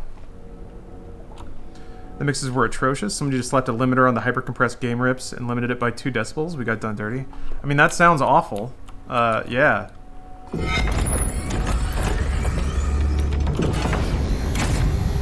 I'm not saying the situation's ideal. I'm just saying that, like, it seems pretty unlikely to me that somebody at Bethesda just slapped the desk and said, "No, we're not using him. Make it bad." Most people don't do that, you know. Most people don't go out of their way to make things bad on purpose. It's usually money. It's usually whoa. All right, well, that's weird. Well, the game still works, so. They could leak it? Yeah, but like, that's just not professional, you know? Companies don't conduct themselves that way. They could, but then it's like, it gets into a whole shitty fucking thing. Like, who do they leak it to, you know? Some YouTuber? And then Johnny Beard, when he's done yelling about how SJWs are ruining games, says, okay guys, this is a huge story, I got a source, blah blah blah. Turns out, Mick Gordon was asking for $300,000.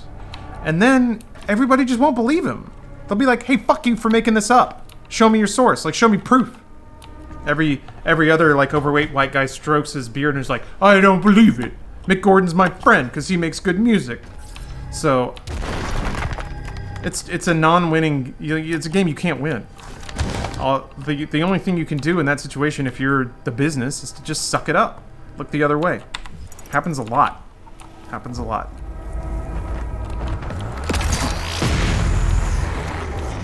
So I'm not saying that's what happened.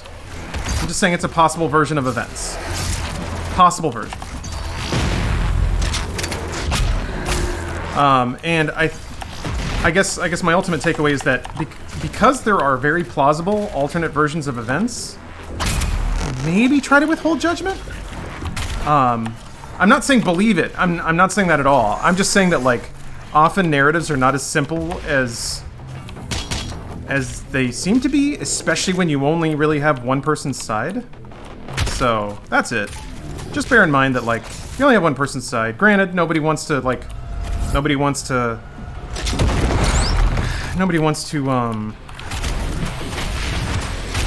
give corporations the benefit of the doubt for good reason, I think, but you know what, corporations are made of people too, and they're just trying to do their jobs. Ow. Didn't something happen with Marty O'Donnell and Bungie a while back? My understanding was that Marty O'Donnell was getting pretty sassy about music that got swapped in a trailer, and like getting a little too vocal about it, and they were like, dude, you can't be doing that. Yeah, I think I don't know. From the outside, again, you can read certain narratives into that. Maybe he was starting to think he was a little untouchable because of his association with the Halo franchise. Maybe not. I don't know. I don't know the whole story about what happened with Mick Gordon, but I knew the other guy that got sucked. Yes. Now that is like a thoroughly defensible and reasonable position to take. I don't know what happened, but the end result sucked, and I think it's okay to go to. I think it's okay to hold Bethesda accountable for that much. Like, the end result is all that matters, and if the end result blows, then, you know, that's horrible. Even if Bethesda charges extra for the soundtrack, some people would pay extra. Some people would, but probably nowhere near enough to cover a, theoretically, very high producer's fee.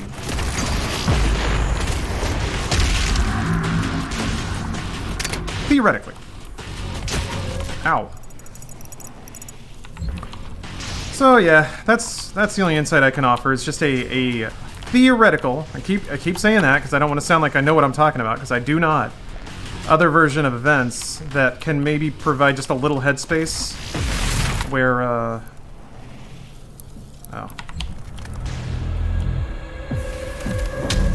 where things went wrong.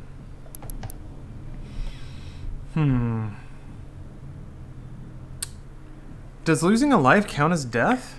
Because that would make this that would basically double the amount of lives you have. The guy who was going to master it originally was interviewed and had some interesting stuff to say. Oh, I see. So wait, Mick Gordon was not the guy who was going to originally master it?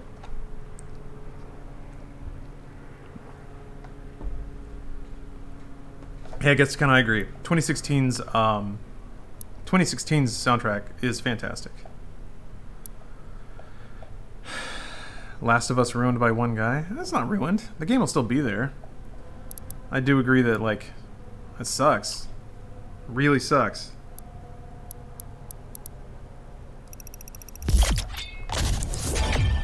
Make us a producer and mixing engineer, not a mastering engineer. Okay. So it's not that they didn't use Mick Gordon to master it, it's that they didn't use Mick Gordon's guy? Or how does that work? Huh. Why would Last of Us be ruined? I don't know. Yeah, avoiding spoilers is easy. Just turn off your monitor. Yeah. I have seen people on Twitter just straight up posting like images of spoilers, so there's some master trolls out there.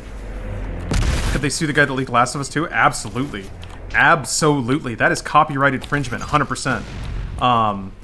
That's what's so weird, and like kind of the thing that people got all up in arms about the Borderlands 3 thing, is that there's this weird assumption that you're allowed to leak shit. No. Absolutely not. I think it's because like blogs do it, and do it in an anonymous way. It also was like that like private investigators showing up at someone's house thing to plug the leaks. Like, you can sue the shit out of somebody. You can bankrupt somebody for leaking leaking something from Borderlands 3, a multi-million-dollar property, or something like if you were to leak something from Star Wars, you'd be done. You'd be dead. Well, maybe not dead, but you'd be financially ruined for sure.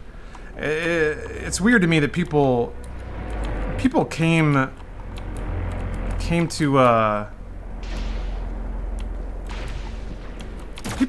I don't know, people come up with a bunch of weird assumptions about how that shit works. And they seem to think that just because some people leak things on the internet and get away with it sometimes, or I think what's more likely is you don't know what happened to the people if they get discovered. Not that they just disappear, but like, that stuff usually gets NDA'd and dealt with. Because nobody wants their dirty laundry out there. But because of that, people assume that nothing happens. That, like, if you have private information, you're allowed to just put it out on the internet and profit from it, and that's totally okay? Abso-fucking-lutely not. Oh my god. It almost borders on, like, people's bizarre assumptions about, or bizarre takes on what constitutes fair use. Which usually boils down to, I want to post it on YouTube so it's fair use.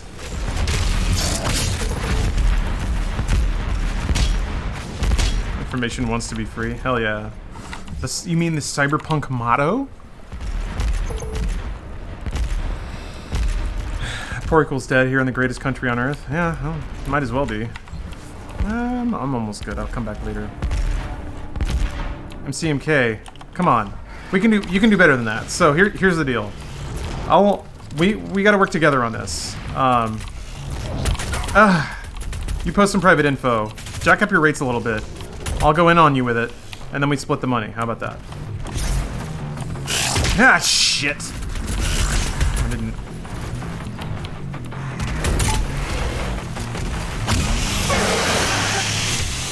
How can Naughty Dog track the leaker down? They have ways. It depends. I've never worked at a game dev, and I've never been part of a task force to plug leaks, but I guarantee you that shit happens. The problem, like, apart from spoiling it itself, which is bad, leaks are also a big problem because now everyone that works at Naughty Dog is eyeing everyone else, being like, which motherfucker did this shit? And it just annihilates team trust.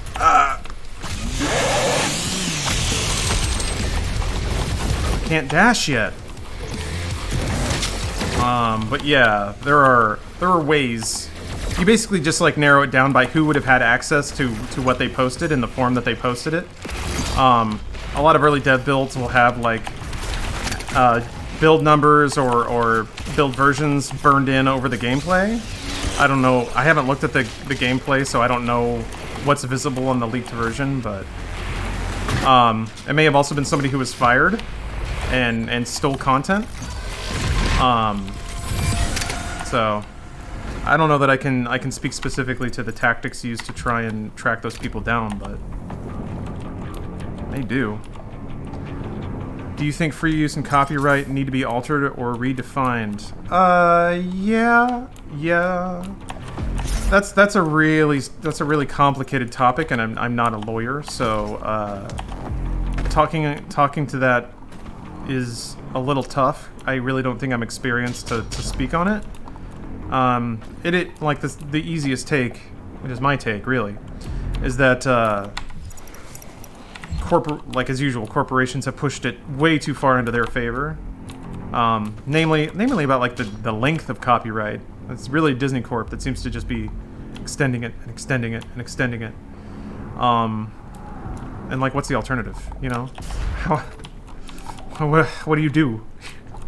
The way the system's supposed to work is that there's a politician who runs on a platform of, I'm going to tackle and rewrite copyright law, and then that's so popular that everyone votes for them. And then they introduce legislation, it gets voted on. But let's be real, that's never ever gonna happen.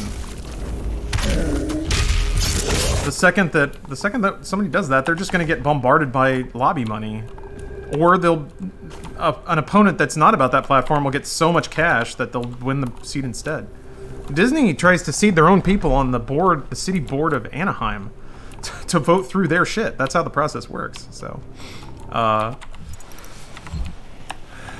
that's the system, working as intended, really.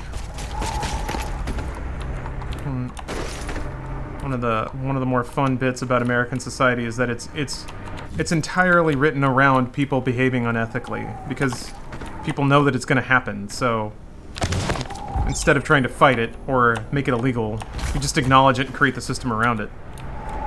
Hey, Mudbog and Redneck, thanks for the resub. Also, thank you for gifting out subs. And Largest Cheetah, thank you for the sub.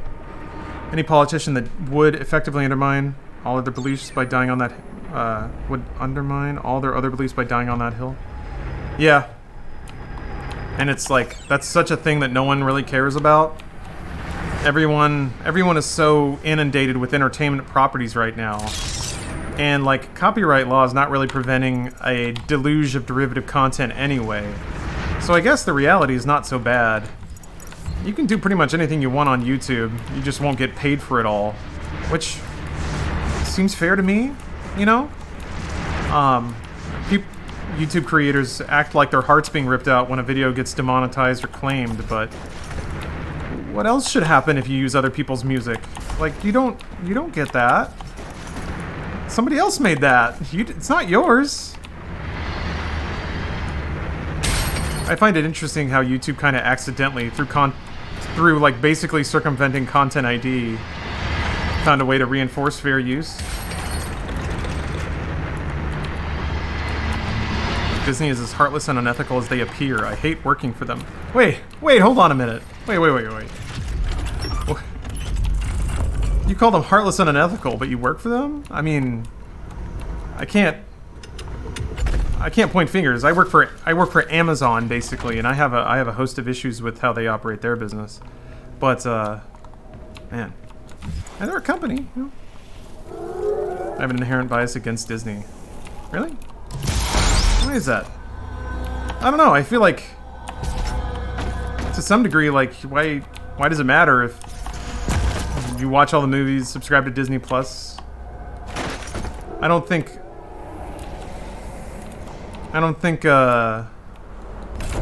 sentiment counts for a lot if they make products you can't resist, you know? And that's only from the business side of things. I'm not talking morally, and I'm certainly not passing judgment. I think the only thing that I really put my resentment into action about was Facebook. I just swore that shit off when they kind of, well, I won't get into it, but I think it's a moral issue. Disney needs to be broken up.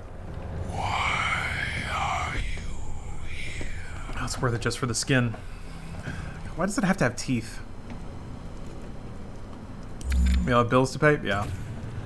No, that's the system, right? I'm sorry. I'm sorry if I came across as judgmental for a second. I had to catch myself. Work for a hotel and restaurant that is run by the most horrible people, but I have bills to pay at the end of the day. Cannot kill the priests. You know our laws. Yeah, there's a couple of times where I have Transgressions against the covenant. learned things about the people at the companies I work for that has disgusted me to the point where I quit. Or at least for a little bit. Try being a public servant? Oh, jeez. Imagine. It is written.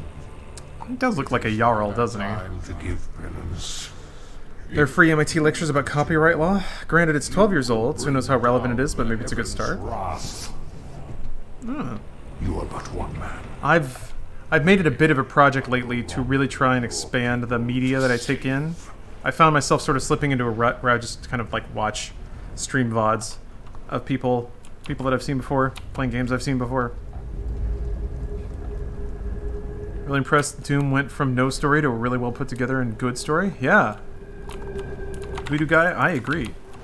I was super pleased with the subtexts of Doom 2016. It actually had a really interesting story going on. Oh yeah, the one rabbit that I know. Oh, I don't have the other mod. Never mind. Oh, God bless you, Dash.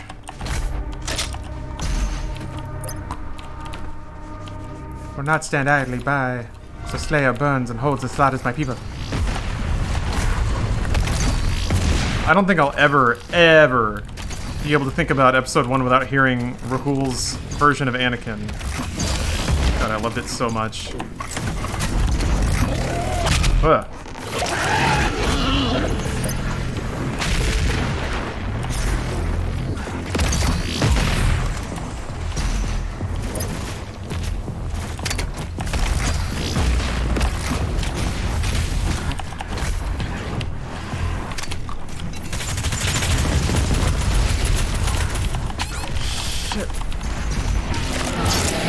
Whew. I didn't know if a full clip of micro missiles would take down a Hell Knight.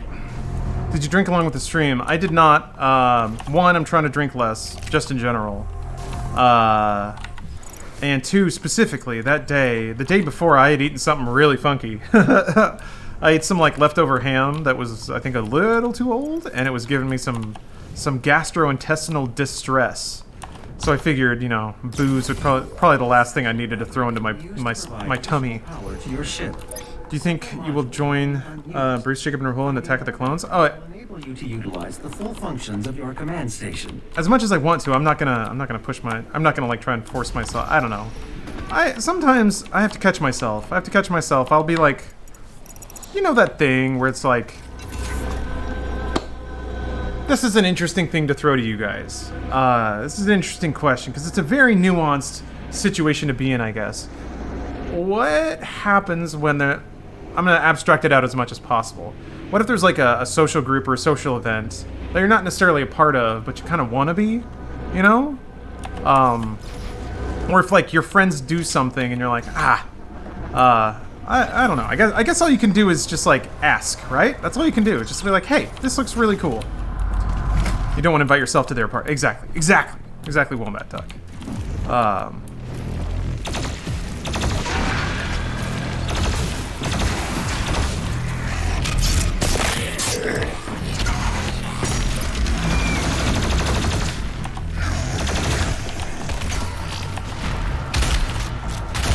So yeah, I've never learned how to like perfectly navigate that situation. Never an issue in asking. Get the anxiety that comes with that. Exactly, because you don't want to make somebody feel like they're obligated to include you, and that happens too. So it's like, I've been in positions before where like I wanted an event with a specific group of people, and then somebody else was like, "Hey, include me," and I was like, and then you like have to come up with an excuse, and like then they kind of know it's an excuse, and it just gets weird, and it's like it would just be so much cleaner if this wasn't an issue. So I think it comes down to like how much you trust the people involved and how much you feel comfortable about being direct about what you want, and how much they trust you to handle whatever answer you get. It seems to me the best possible outcome is that you're like you could be cool either way, right? Expressing interest is worthwhile. Try and be as direct as possible. Would you guys rather be a fish or a lizard? I'm gonna say lizard. Old people always say they regret shit like that. That's a really good point. Never thought about it in those terms. Of like looking back 10 years from now, would you regret a momentary awkwardness, or would you regret not even trying? Excellent point. Yeah, I'm CMK. I think that seems valid. Come down here. Hey, stop that, dude.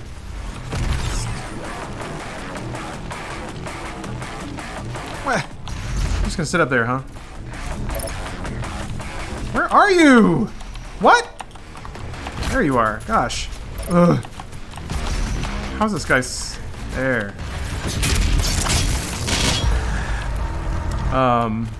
Mudbog and Redneck. Jesus, thank you for the big cheer. Sorry, I didn't see that until just now. Well, I guess it's pretty. I think you have to pass through that social barrier with that person. Just let them know. Okay.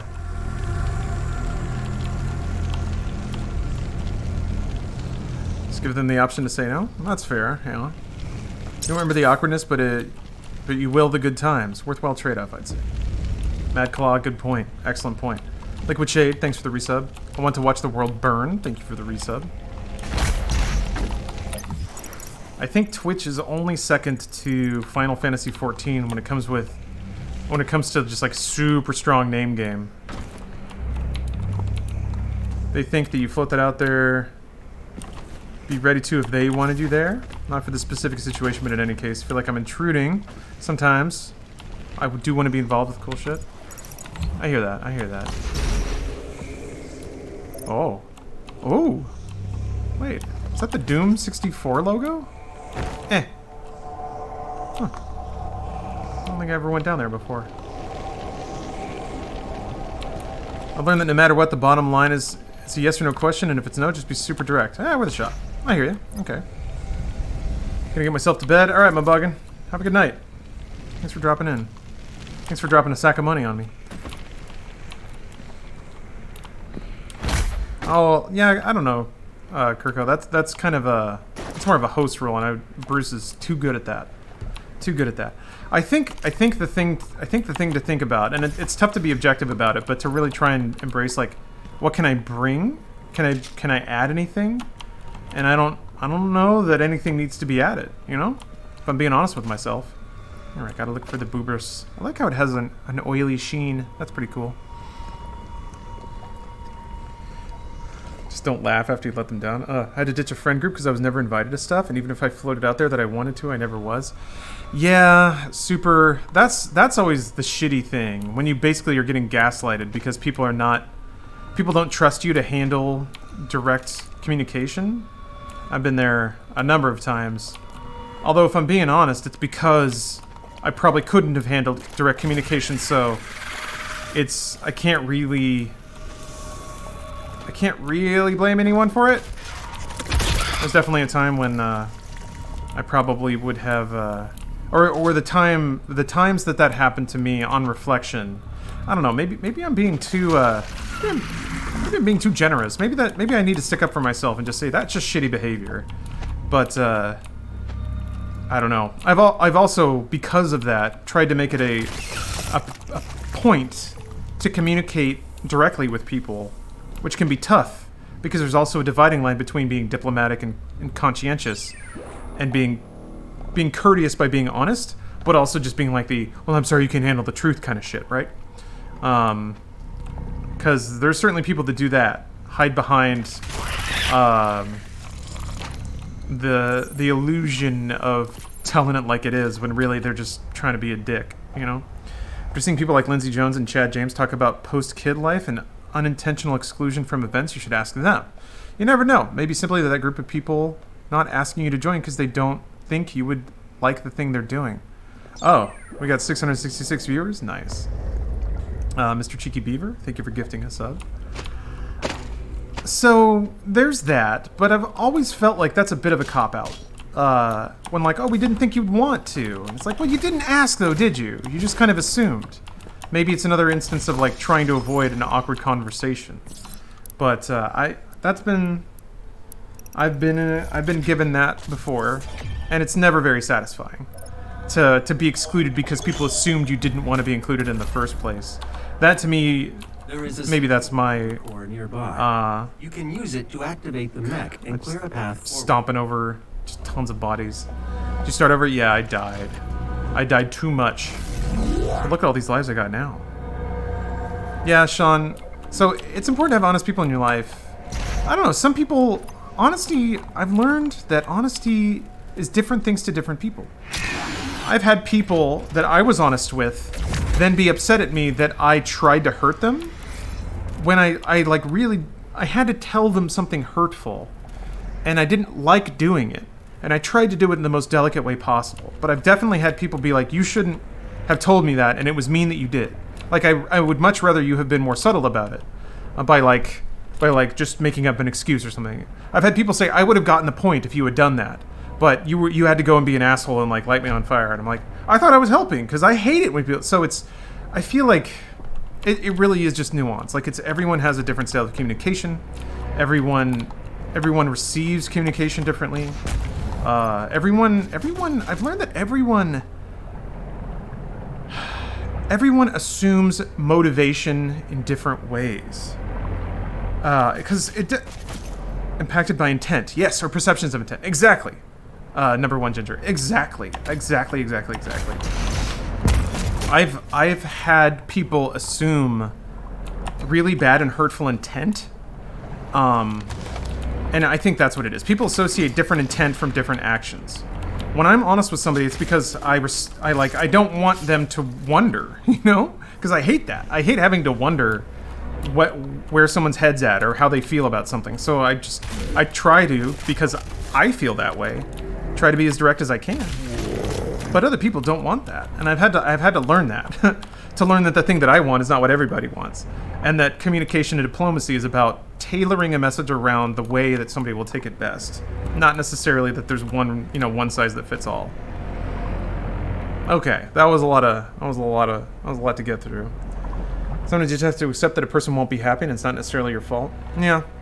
Or the big thing for me is just accepting that certain people are just not compatible, and that doesn't mean that either person is bad or doing anything wrong. It just means that by whatever the way they communicate or their worldviews or whatever, it's just a recipe for negative experiences. And then yeah, like I said, the biggest thing for me was embracing that doesn't mean that either person did something wrong. Thanks for the detailed answer. I struggled with social anxiety in high school and missed out on a lot of events I was interested in because I was scared of saying no and I feel rejected. Or scared of them saying no and I feel rejected. It's a tough thing to deal with. Ideally, you feel confident in yourself, and no amount of rejection impacts that. Like, if you don't want me in your thing, you know what? That's fine. I'll go do something else just as cool. Like, that's ideally where it goes, and it doesn't have to be a thing. But yeah, I've tended to be like, hey, if somebody wants me there, they'll ask, and if they don't, they won't. And I'm not gonna sweat it if people don't ask, but.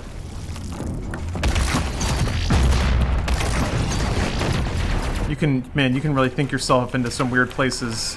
Yeah. Oh yeah, this is when I needed precision bolts. I forgot. It sucks when it's family. When it's people you have to be around. Oh, Adam Winburn, thank you. If endlessly opining about weird topics makes me a good streamer, then yeah, I guess I'm goddamn in there. What's up, Rubber? EDU? Whoo! I'm surprised that spider did not swat at me.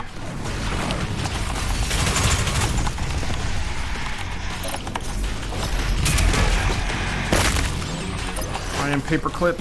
I saw you gifting subs, but I don't know exactly how many because I can't look right now. But thank you regardless. Yeah! I'm not flame belching enough.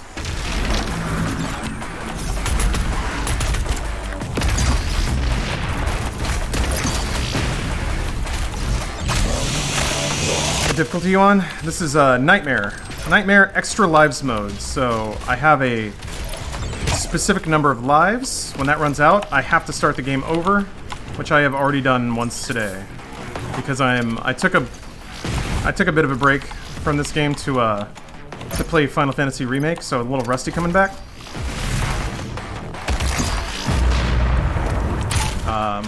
And was on the Doomslayer Fortress, and I don't know, I got back into the flow of it pretty quickly, but not quickly enough. The Doomslayers took me down. I also burned 3 lives on 1 Cacodemon, which was unfortunate.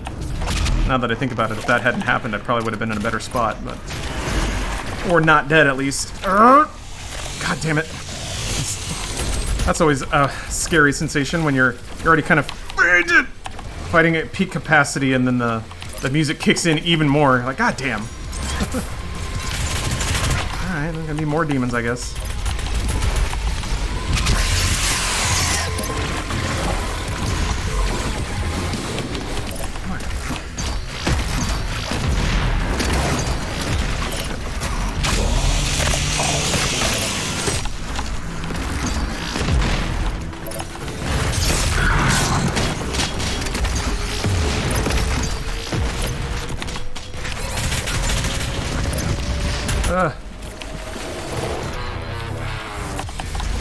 Woo!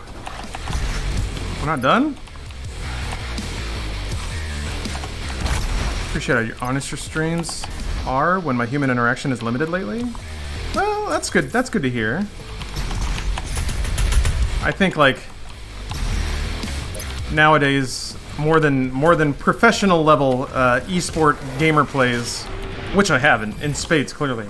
More than that, it seems like the real value of Twitch these days is just giving people some amount of socialization.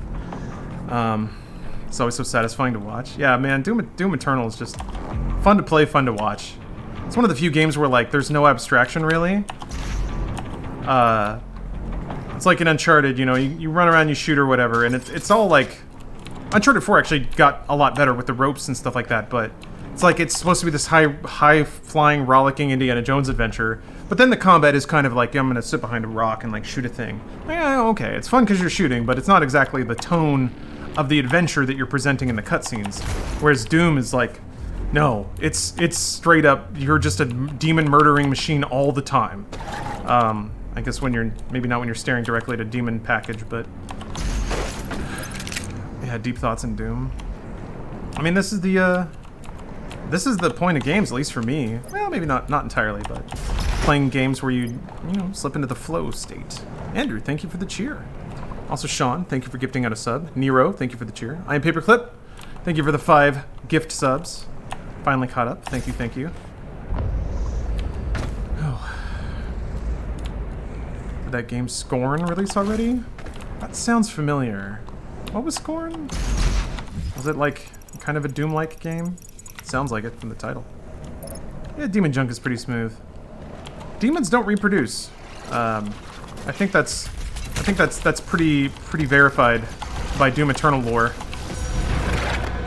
There's like a process where humans are tortured to extract their souls, and then their like soulless husks are just dumped out like trash into the wasteland, and then like the hell basically transforms them into demons depending on like what caliber of life form they are.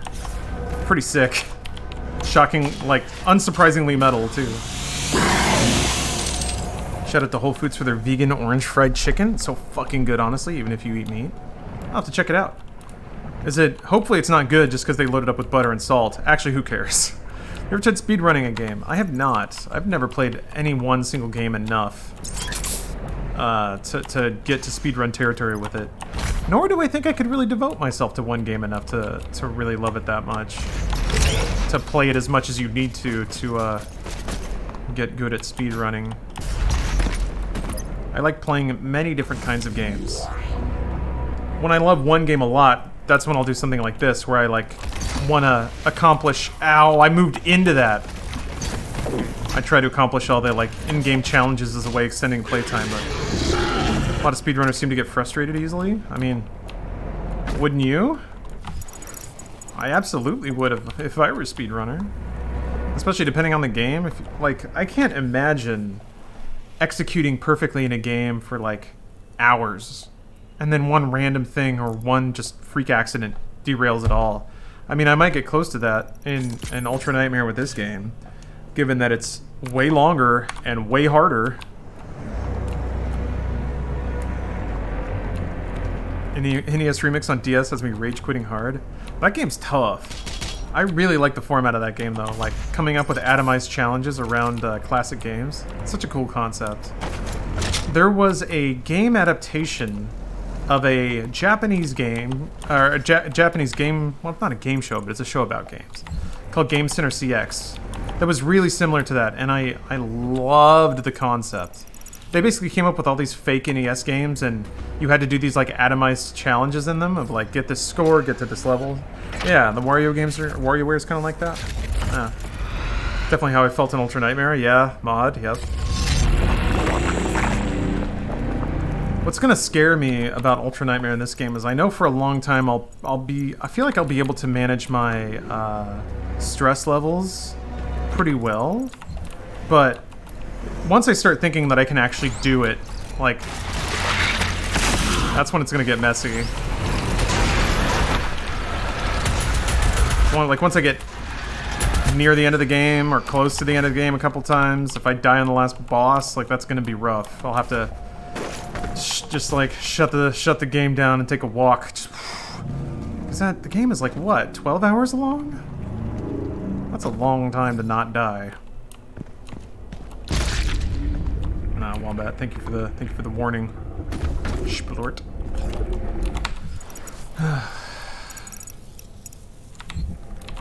Oh, you're out? Alright. My sports radio station is doing playoff simulation with full play-by-play on NHL 20, and I'm very invested with the lack of sports right now. That's a great idea. I've been loving the sort of, like, forced push towards, esports that the sports world is sort of experiencing right now. We knew that they would have to see it our way sooner or later, didn't we? Don't we, gamers? That's right, I have a grenade. Bloop. Haven't been using grenade at all. Let's see. Blood punch, super shotgun, arbalist mod, don't have that. Explosive barrels, fighter demons, overloading carcasses, whiplash, lock on. Okay. Okay. New Bloodborne speedrun route is pretty crazy. Man. I saw a forum thread that I didn't read. Did not click on it. But, saw that somebody had a 60 FPS mod for Bloodborne working, which I guess has to be emulator, but that's interesting.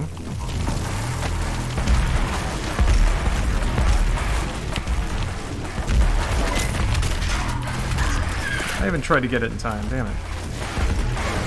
Oh fuck, right. Oh, I did this all wrong. Gotta get to land. Ow. No! Yeah, that was close. Yeah, I gotta go to land quickly. It's funny, when they added the, like, goo sections, I thought they were gonna use them way more than they ended up in the game. It's like just this one section and maybe another one later, but that's it.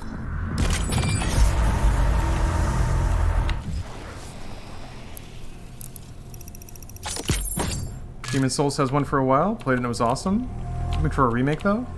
I don't know, it seems like Demon's Souls is kind of in a weird area. I guess maybe Sony could give it to a developer to remake. I don't see why not, but I doubt From would work on it, because it's not their property.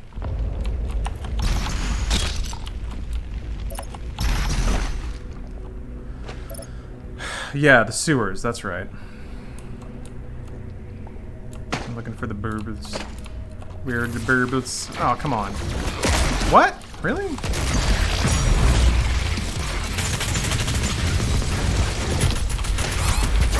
Shit! God damn it. How did I not... Well, there goes the life. Just like that. That would have been it. Ultra Nightmare done. Oh, I think I already died before, actually. I died in the hard room, that's right. Retracking in Demon's Souls? That'd actually be pretty cool. In a game like that, with like the gothic scenes and the really like high contrast light and dark areas. I'm feeling it. I'm feeling it. Make it happen. Make it happen. Oh, their mines go off? You mean the the big bouncy boys they shoot? No, I died in the first arena. That's true. Yeah, I'm trying to like mentally prepare myself for what it's gonna be like. just getting blasted. Yeah, there's a game called Doom VFR that I have not played yet, which doesn't make sense because I do like playing Doom. I guess I have my VR hooked up. I just got to charge the controllers. Might as well.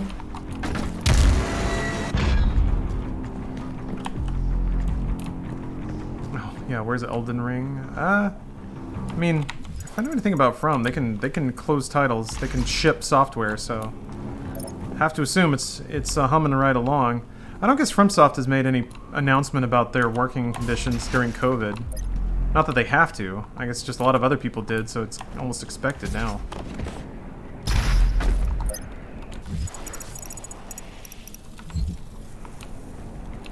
Elden Ring's probably the next gen game. Kind of makes sense, yeah. Given that it's not out yet, and they don't have a release date, yeah, you can pretty much bet for it. Beating Ultra Nightmare twice. I'm working on 100%. First 4 levels are way harder than the rest of the game. Oh, so you're trying to do 100% Ultra Nightmare? Oh my god. It's like all the Slayer rooms and all the challenge and all that. Oh, Wanjibon, that's crazy.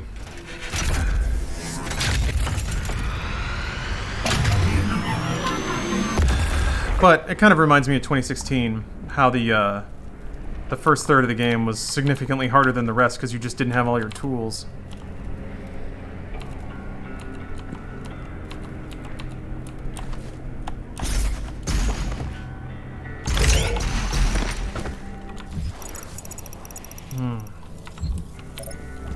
Stream going crazy for me? Yeah? Is it fine for everyone else? That lonesome guitar. Not today.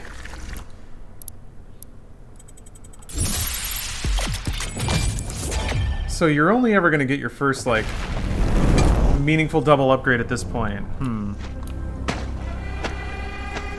Oh. Whack for a second? Okay. At least it's not like the Twitch apocalypse of April 27th. I had to look at the date. Who knows what days are anymore?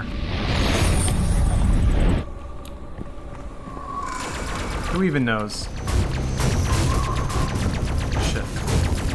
This is when it gets really uncomfortable to not have the, not have the scope.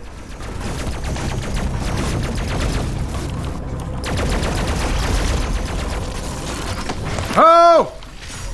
Fuck! I didn't think you'd do that! Okay, well, that worked, I guess. That would be yesterday? Yeah, no, it was yesterday. When, like, Twitch went down and weird for about an hour. Nobody could watch anything. Oh, I remember. I'll tell my grandkids about that day. They'll never know the suffering we went through. They'll never know.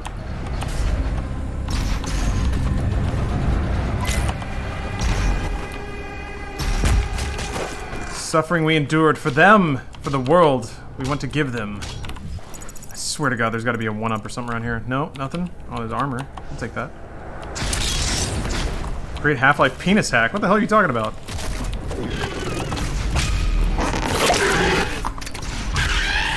Shit, I don't think... Yeah, I don't have my dashes. Oh, wow. Okay, I got very lucky.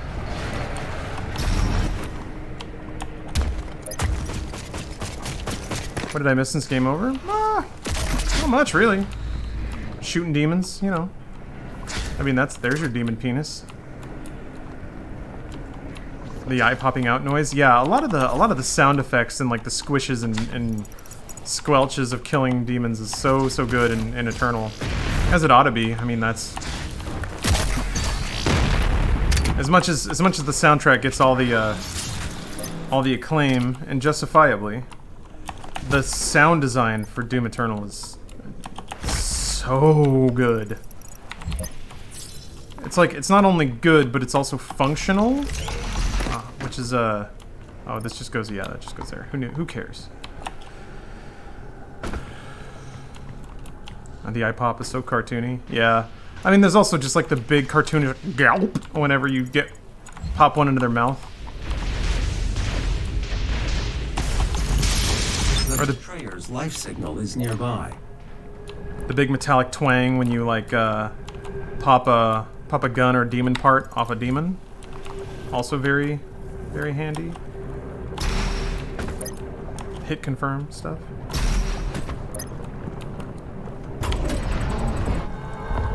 Fortunately, gonna just jaunt right past that lore. I do like his demon hammer though. A bit of a graphical glitch there, I think, with the skin. Sometimes the sparkles stick around after cutscenes. Cartoon sound effect only mod would be a joy. Oh yeah, the pop with a headshot. It's like a bottle opening. There are different audio sets.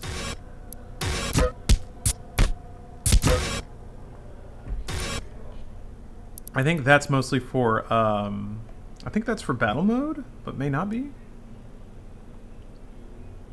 But you can turn on like classic sounds, which is pretty cool. Oh, I can't shoot in here. Gotta get it.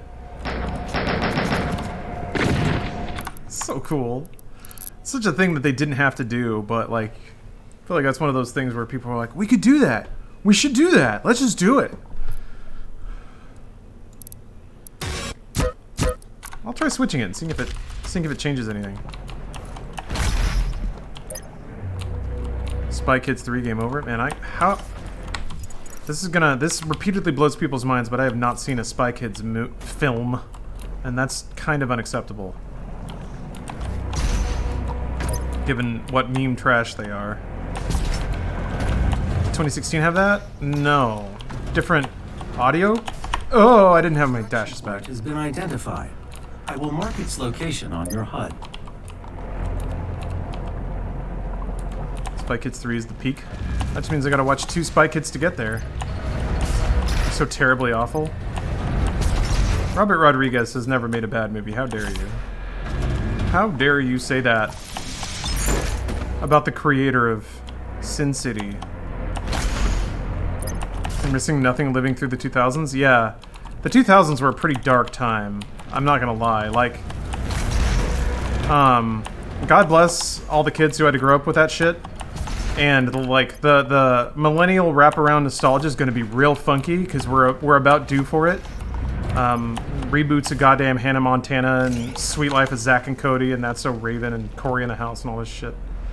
I don't know what that's going to look like, but we're about due, and I'm scared because that was all trash.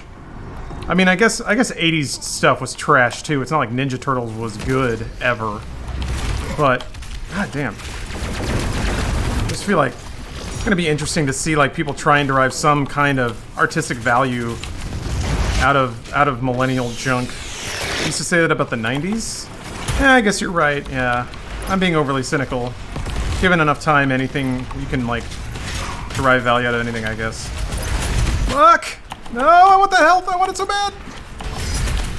Okay, get in. Okay.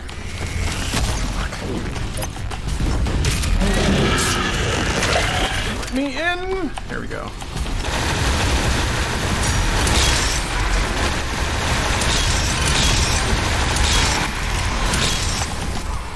Okay, yeah, it is a different sound.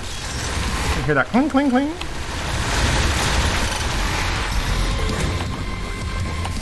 Oh, okay. Whew.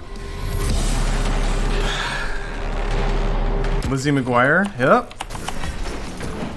All you dumb millennial kids grew up and got jobs. Now we can pump your nostalgia for money. It's great. The cycle begins anew. Tried the Half-Life 2 cinematic mod. It includes unnecessary upgrades to the environment. Oh, wait, hold on. Cinematic mod. A blowjob is better than no job. Is it, god damn it. Right, hold on, we gotta do this. Okay. How safe for work is it? Man, I love it. It gets a little tiresome, but I do love it to some degree. How like video games are the equivalent of like the wall in a mechanic shop where it's nothing but just topless women. That's a dudes are simple folk. Cinematic mod is terrible. It's safe for work. Okay. Why is it called cinematic? What's your favorite pod racer? God, I wish I could remember the names. I will yet again lament the fact that I am not Jacob. I don't know. Oh, I only did one secret? Ah, fuck it. Whatever.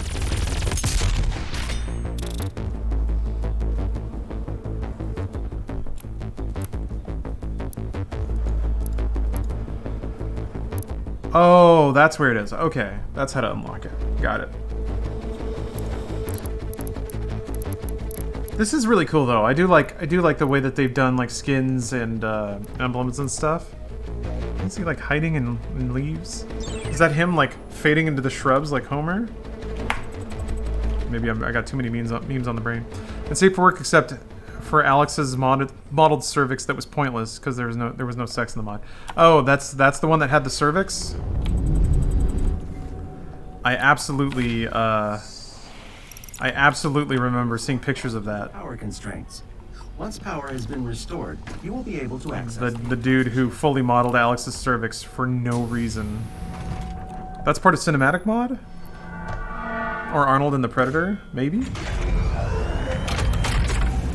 Were all the old Funhouse porn-heavy gameplay videos getting demonetized around the time you left? establishing power to core and supplementary systems. I don't know that it Maybe. I didn't look at that too much. It didn't really matter though, because like old videos don't earn any money anyway.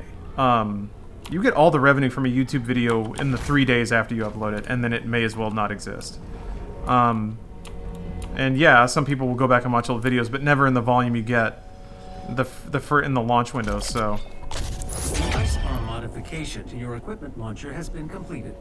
Once fired, douse nearby enemies in freezing gases. Sank. Have to manually Thank you for the resub. to fire either Catching your streams when I can. Well, I'm glad you get here when you can. Also, pick apart. Thank you for the resub. I miss Roll 34. Yeah. That was a phase of YouTube that is around no longer. I'll tell you that much. And let's be honest, it was kinda not okay. That was kinda not okay. It worked at the time. That's basically what grew the channel, looking at porn and gameplay videos. But, kinda not okay. If advertisers knew that that's what was in that content, they'd probably be pretty pissed off about it. And if people knew that those videos were not age-gated, probably not okay. For, like, a 10-year-old to be able to watch demo disc. But, it really rode the line. I'd say it trounced over it, but that's the game, you know? Not okay, but way too funny, great content. I agree. I'm not saying that it was like... Oh wait, what do I have to do? What do you want me to do? What do you want me to do, Vega? I don't think it's like a terrible moral infraction or anything. Believe me, there are people who have done way worse on YouTube and have far less compunction about doing it. But, if I'm being honest with myself, like...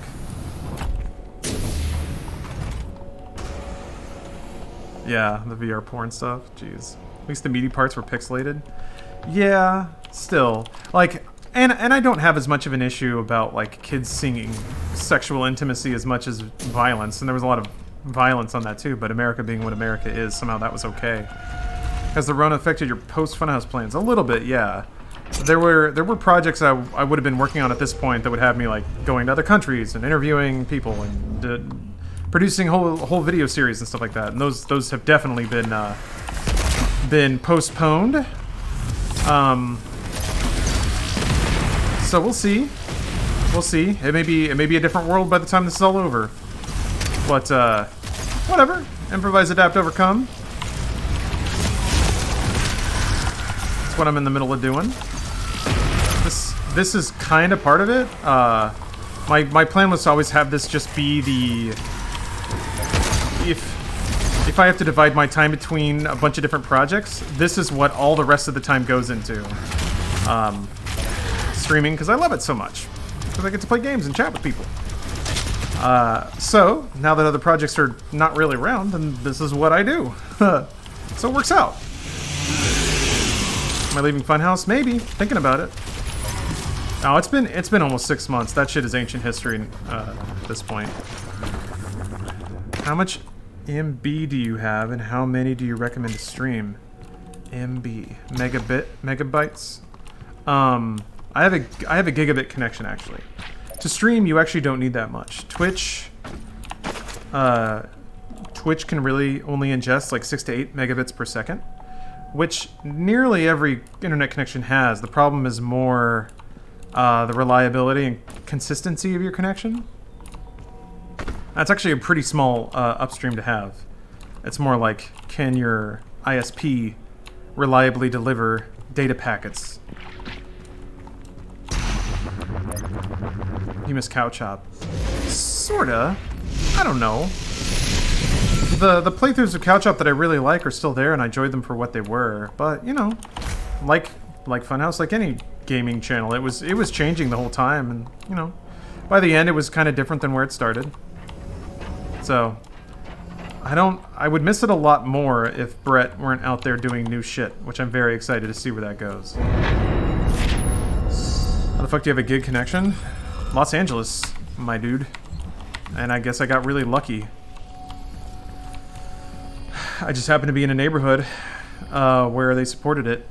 The process was a little back and forth. A couple of times the internet tech would come out and he'd look at it and be like, yeah, we got to run a cable from the box like 3 houses down, so you have to have permission from all these houses for me to go into their yards, and that took a while. But eventually got it set up.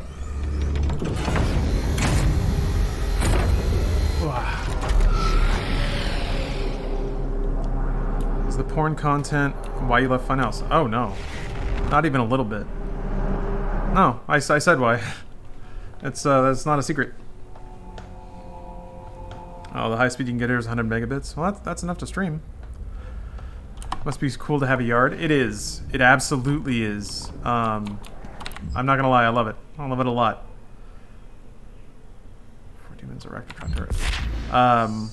Now my thing is I'll like go out to the garage and work out in the morning, and in between sets, when I'm catching my breath, I'll just sort of go outside and wander around in cameras. Or sorry, I was reading Zanny. I was reading your comment. Just sort of wander around in circles. Also, Zanny, good to see you again. I feel like it's been a while. Can I be your cameraman if you venture out on your own? I don't know. Maybe? I was planning on, I was just gonna... Whoa. I was just gonna Dick Van Dyke it in one-man band kind of thing. Hey, Robinator. How are you? This is your first playthrough. No, it is not. I've beaten it a couple times, but I'm doing this playthrough to sort of train myself up to attempt Ultra Nightmare. This is Nightmare on Extra Lives mode, which is somewhat similar. I don't know if there's a thing over there, but ow! Wow. Okay.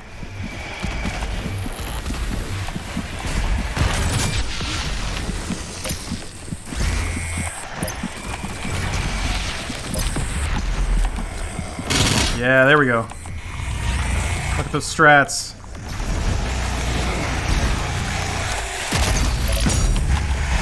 Oh, you can get both with one grenade. I didn't know that.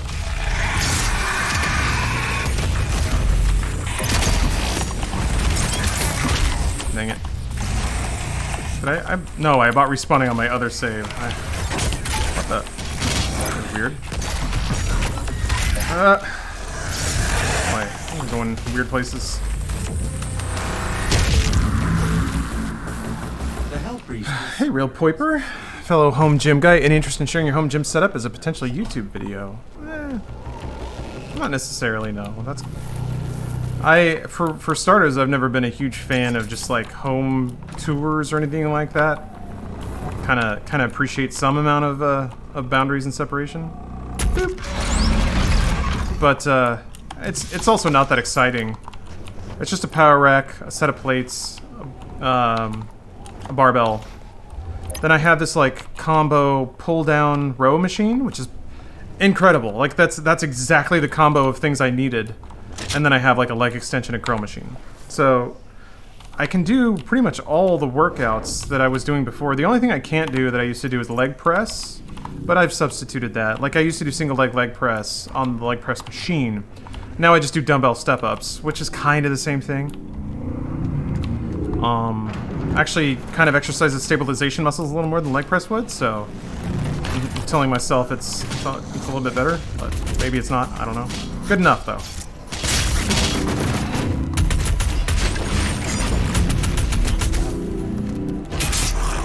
Yeah, you can do push-ups. You remember your Super Seducer gameplay at Funhouse? Of course! I miss cables. Need to invest in one or a high-low pulley system. Yeah, I have pulleys as well. Those can get a little interesting. The interesting bit for me is like for the high to low, it's really about the distance between the pulleys that affects your range of motion. I have just enough range of motion to do most of my exercises. It's a little low for some of the movements, but I can get it done. But that is a bit of an issue. Yeah. If you do a high-low cable, you can do rows that way, because rows never use like just heavy weights. You're not just slinging around like 90 pounds of metal.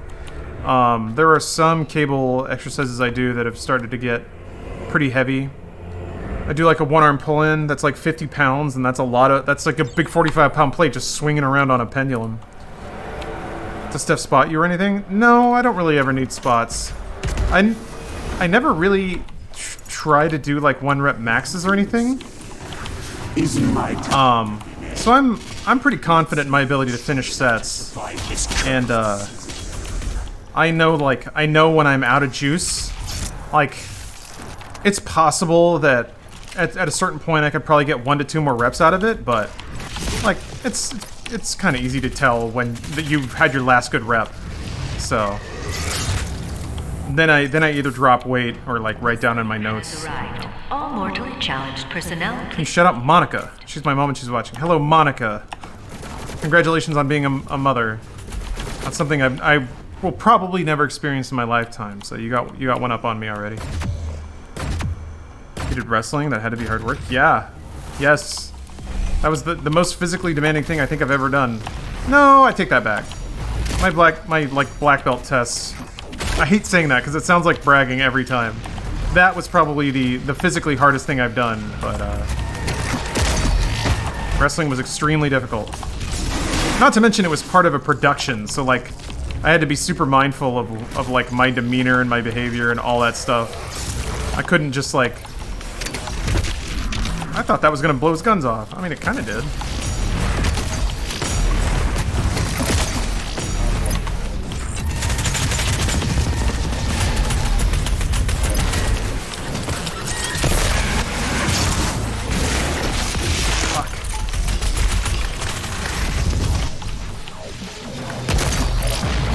I'm almost completely out of ammo. Oh, here we go. Okay. Oh, I forgot I have this gun now. Whoops.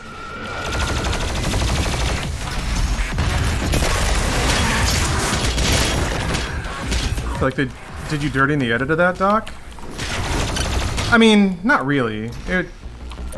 The production, it was pretty clear that James was the lead. Frankly, I was just lucky enough to...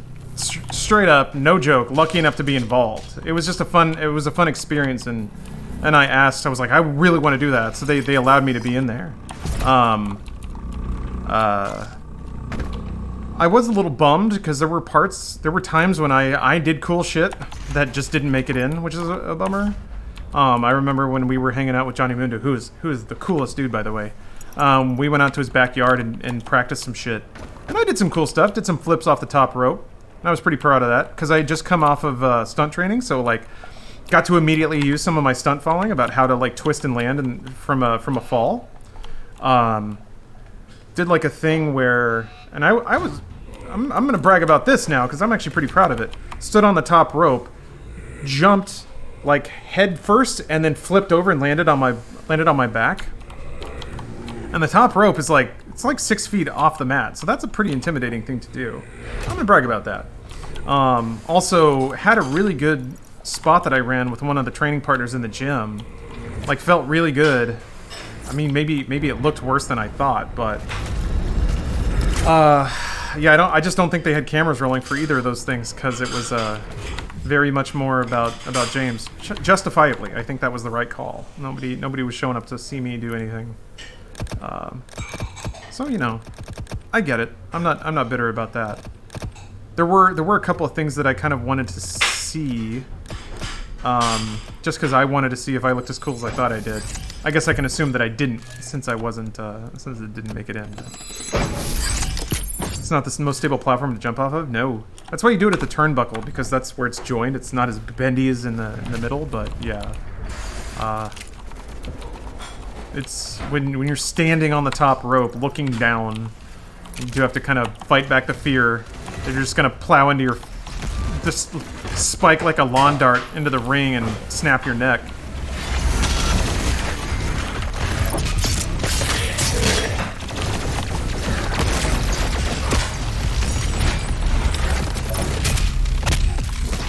What's the other thing? Is it finding the map?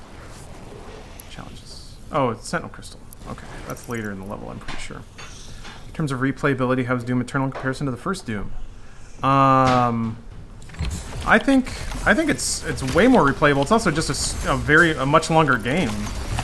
So it's got more modes. It's got more everything. It's harder. I think it's just a better package all around from that perspective. Ah, there he goes again. Yeet. Whatever.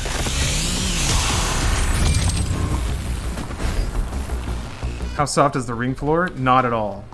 Not even a little bit. I mean, the ring that we set up, it's just straight up long 2x4s. It's long planks of wood with just one layer of foam on top, and that's it. So you're like, it's not a bed. It gives just a teensy bit more than carpet. I would say is how to maybe appropriate it. Yeah, it hurts. It hurts every time. There is no bump that doesn't hurt. You just tell yourself to not feel it, or you kind of use that pain to amp yourself up. It fucking sucks, man. Like, wrestling is inherently self-destructive, and the hits that people take over and over. Like, you get good at it, and you get to where you don't really feel it so much, but that shit hurts. You kind of have to warm up. Like, you gotta take a few bumps to sort of deaden yourself a little bit first. I remember them talking about it. Every wrestler has a bump card. Like, every time you take a bump, you punch a hole.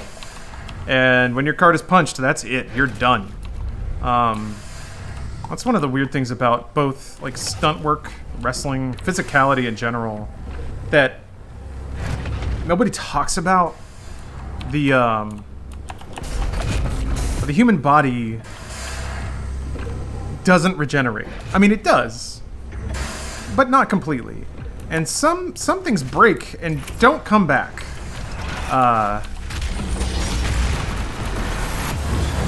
And it's really about compensating about the injuries that stack up. I guess the wrestler did a pretty good job. Yeah, actually, Chewbacca, I got there a little late, but yeah. Old wrestlers are gnarled, and it's not substance abuse or like poor living. It's just the damage. It's not free. It's not free. Same with old stunt guys. It was pretty humbling at the stunt class that Steph arranged for me to go to. The instructor had been doing stunts in like the 60s, and he could walk okay, but he had to just lay down on the ground. If he was standing for like more than 30 minutes, he had to just lay down because his back was so fucked up.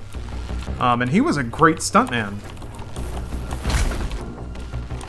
As cool as it is to just like get blown up and exploded and thrown out of things, and there's a price to pay, and nobody gets to ignore it. I'm trying to remember how to get over there. I think you have to come from this direction. Similar concept to boxing and MMA. Yep, you can only take so many hits to the head, for sure. For sure. Which is I remember that was one of the things that multiple trainers would talk to me about. And they're like, you're getting hit too much. I'm like, well, it doesn't hurt. And they were like, it doesn't matter. Don't get hit. I want to be like, no, but it's like, when I'm in the zone, it doesn't matter. And they're like, yes, it does. We're training you to be a good fighter, which means you don't get hit. If you take damage for fun, or like because you're in the zone, you're gonna shorten your career and lose fights you don't need to lose. Watch Floyd Mayweather fight. Dude is a legend. Why? Just because he just doesn't get hit? Yeah. I mean, it's aggravating to boil it down, but boxing is, you gotta hit and not get hit. It's the thing that the trainers always like to say. Yeah, even if you have extra lives. Oh, I forgot to do this thing. What's wrong with me? Even regeneration has its toll on your body. Man. Outlasts all other fighters and is undefeated. Jeez. Yeah, it takes a toll, and it's and you don't know. Like, were you trained in boxing? A little bit.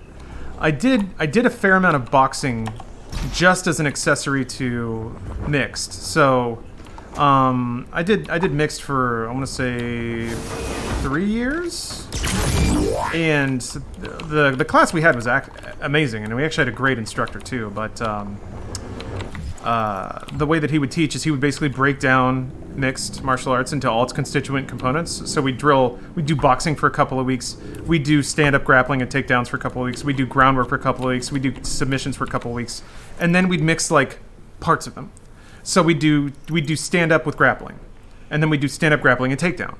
Then we do stand-up grappling, takedown, and groundwork. Like, it was actually really cool the way he would just like layer on the complexities, which is ridiculous. You have to be so good at so many different kinds of combat sports to be good at mixed martial arts. But so that's kind of the only experience with boxing I had, is when we would do stand-up striking with no kicks, which is basically boxing. What's your favorite candy? I've always been a fan of dots and like really soft gummy candies. Gummy savers, I think, are probably the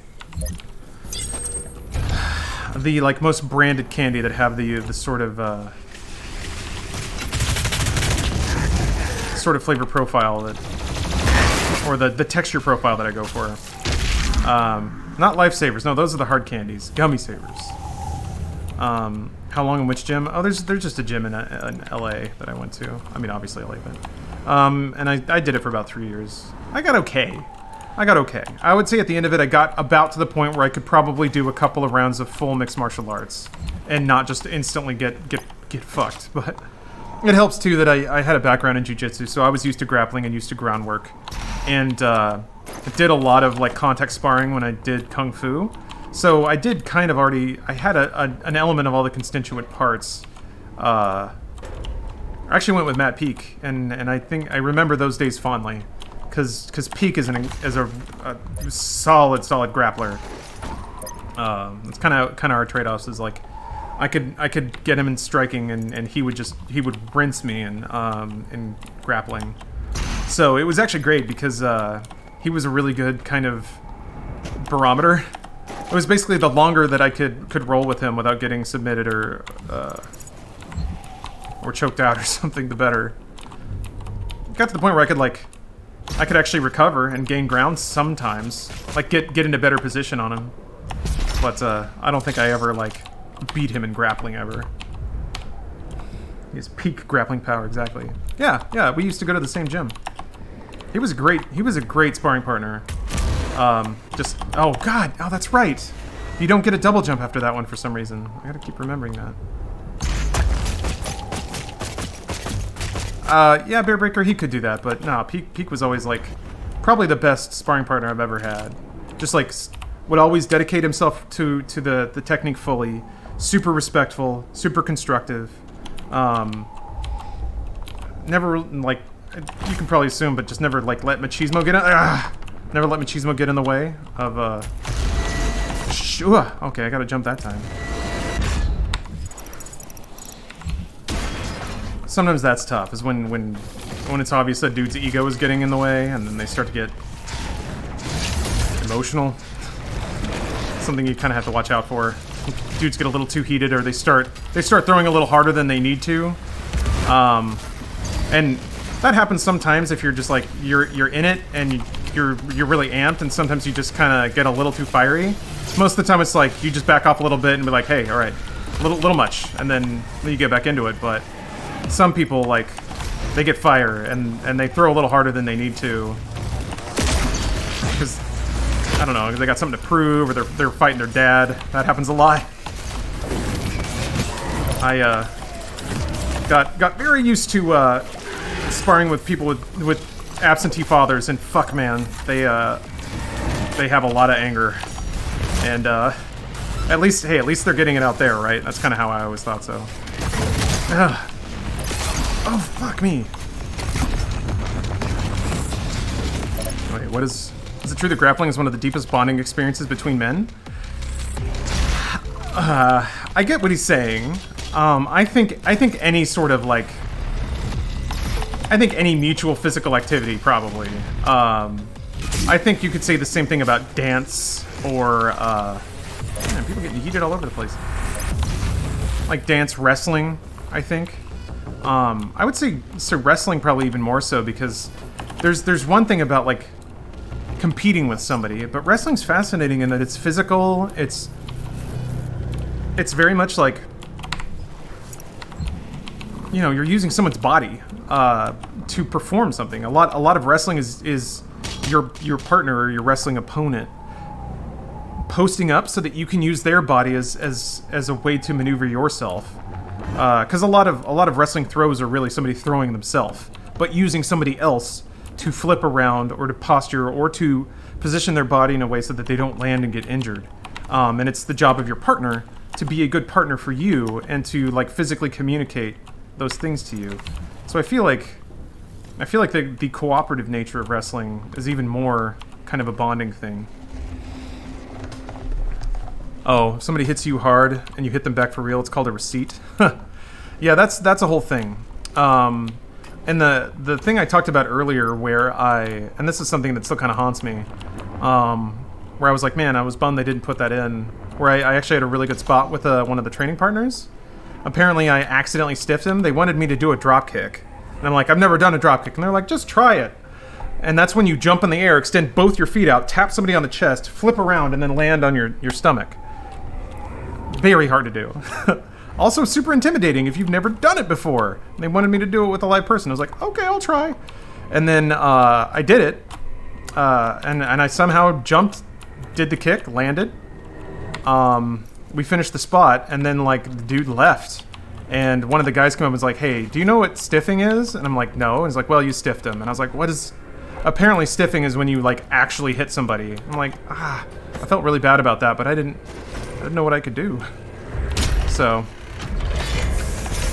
I still feel like I want to apologize to that guy, but I think that's part of it though. It's like if you, it's like part of the social contract of dance or physical performance is that when you do something like that with a partner, you kind of accept that something bad might happen, and in the same way that, like, when I get into the ring with anyone, whether it's, you know, wrestling or fighting or whatever, I accept that, you know, they're there too, and we're going to work together to get this done. Where's that life? I want that life. That's one of the interesting things. Steph and I took a few dance classes. Oh, there was a wall down there. Was there? Oh, never mind. I thought it was this thing. Maybe I have to get it from the other side? Jenkins, thank you. Yeah, that's really all you can ask, right? Just do your best. I remember, like, I think beginning dancers are always very timid when it comes to... Alright. When it comes to interacting with other people, because you know, if you're not used to it, it's a little weird. And at some point, the, like, instructors stopped the dance class, and they were like, guys, look, okay, so... Your partner is here because they want to dance. You have to kind of, like, have confidence that you can like move with them and work cooperatively with them, because that's part of the whole thing, you know. That's why we're here. So don't be shy. They've given you permission by being here, I think, is the big thing. Get the extra life back in the other arena. Okay. This one? Yeah, here we go.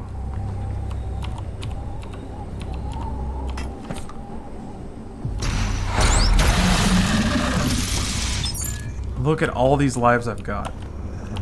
I've grown to be disgusted by all forms of social interaction that's not Twitch chat. Bear, that's not good. That's not a good thing, Bear.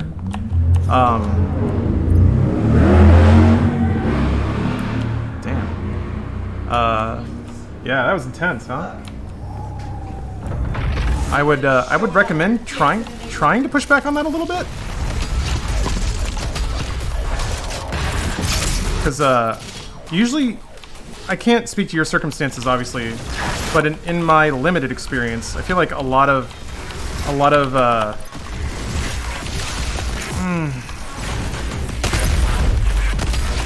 that is just like, kind of like anything, it's being out of practice. The less you do it, the more intimidating it is, or the less you want to do it. Wow, that was a terrible idea. Fuck! Ugh, this is when they start hitting you with whiplashes. Okay, well, I gotta be careful of whiplash zone. Jesus! What do these guys have? They have a confusing amount of health. Sometimes they go down really fast, sometimes they don't. Wild. Oh, I gotta remember to chainsaw more.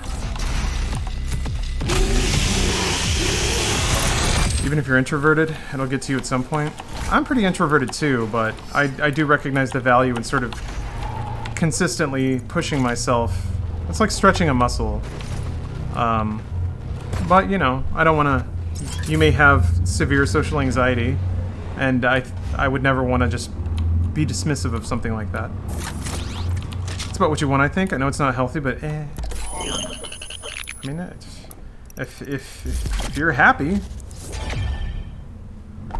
I think what's scary about situations like that is like, the less you interact with people, maybe I should speak for myself. I'll speak for myself. The less I interact with people, the less chill I am around people, if that makes any sense.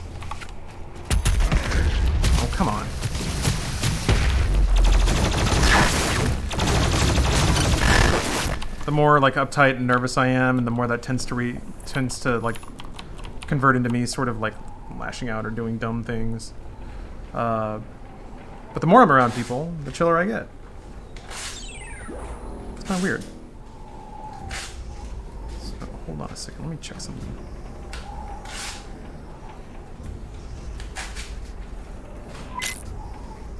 Checking a thing. I don't know why I haven't needed to use the restroom in a while.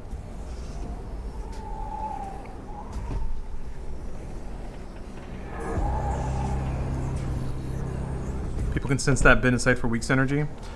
Yeah, I agree with that. People are very good about smelling social anxiety, which sucks, because then that just parlays into more social anxiety. It's an unfortunate runaway condition. One that I'm pretty familiar with. Oh yeah, this arena fight's pretty rough. Also, yeah. The suit token. There it is.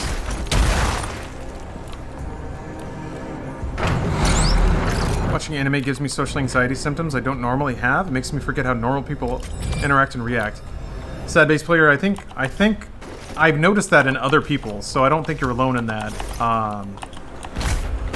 That's not unique to anime, though. I've seen people, I think, subconsciously copy social behaviors, just part of who we are. Part of our dumb ape brains, I guess. Oh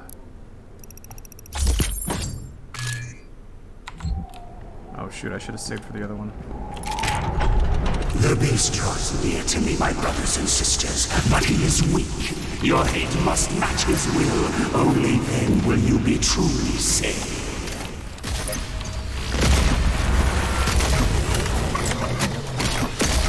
Dude. That was a get down, Mr. President, if I've ever seen one. Whoa!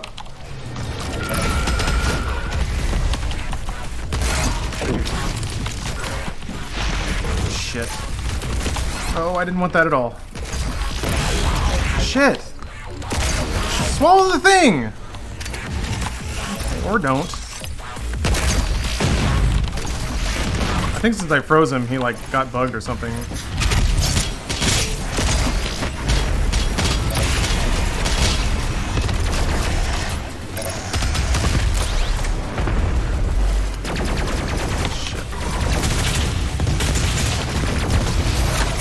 Shit.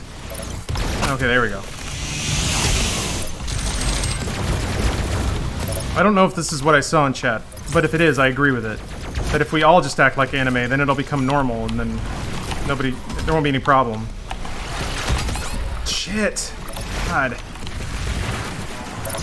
I need more minions. I want to blood punch something. Well, that'll work. That'll work. That'll work. That'll do nicely.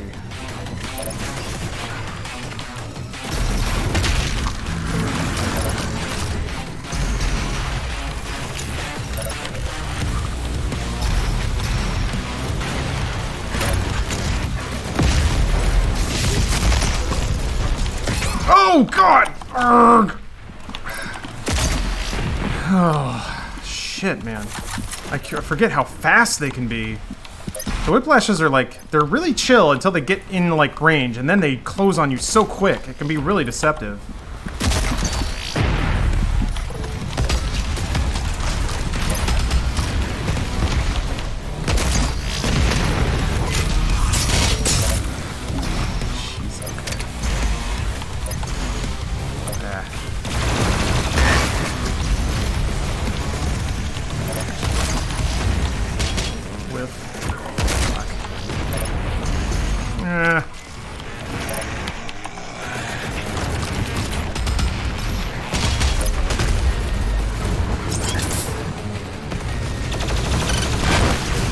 Our shield dudes are fodder enemies, right? They're not actually, which kind of sucks because mechanically they almost rank in as one of the more complicated enemies. God damn, dude, that hurts so much. Shit, whiplash coming. I don't want to be near it while I'm low on health, but I may not have a choice. I'm out of rockets. Fuck, I'm out of everything. I don't have enough. Ah! Okay, that'll work.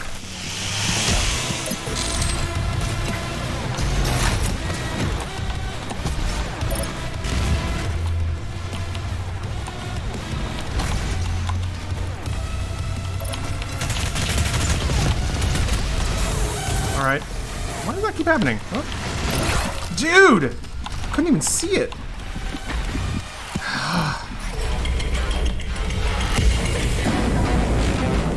I also like how it seems like the weekly objectives are kind of try to nudge you into playing the way that they suggest you do, such as using lock-on Whiplash. Because that's the way to deal with them, or freeze them, but that's it. Everything else is rough. Majority of anime is made to placate lonely men. That kind of media makes me feel like one by proxy. Yes, sad bass player. There are a number of shows that I've stopped watching because the fantasy they lean into is just too uncomfortable. And the like, I don't like feeling like that show is made for me. I've been there a couple times. And it to some degree, some of them, it's rough to watch because I feel sad for the people that might like it.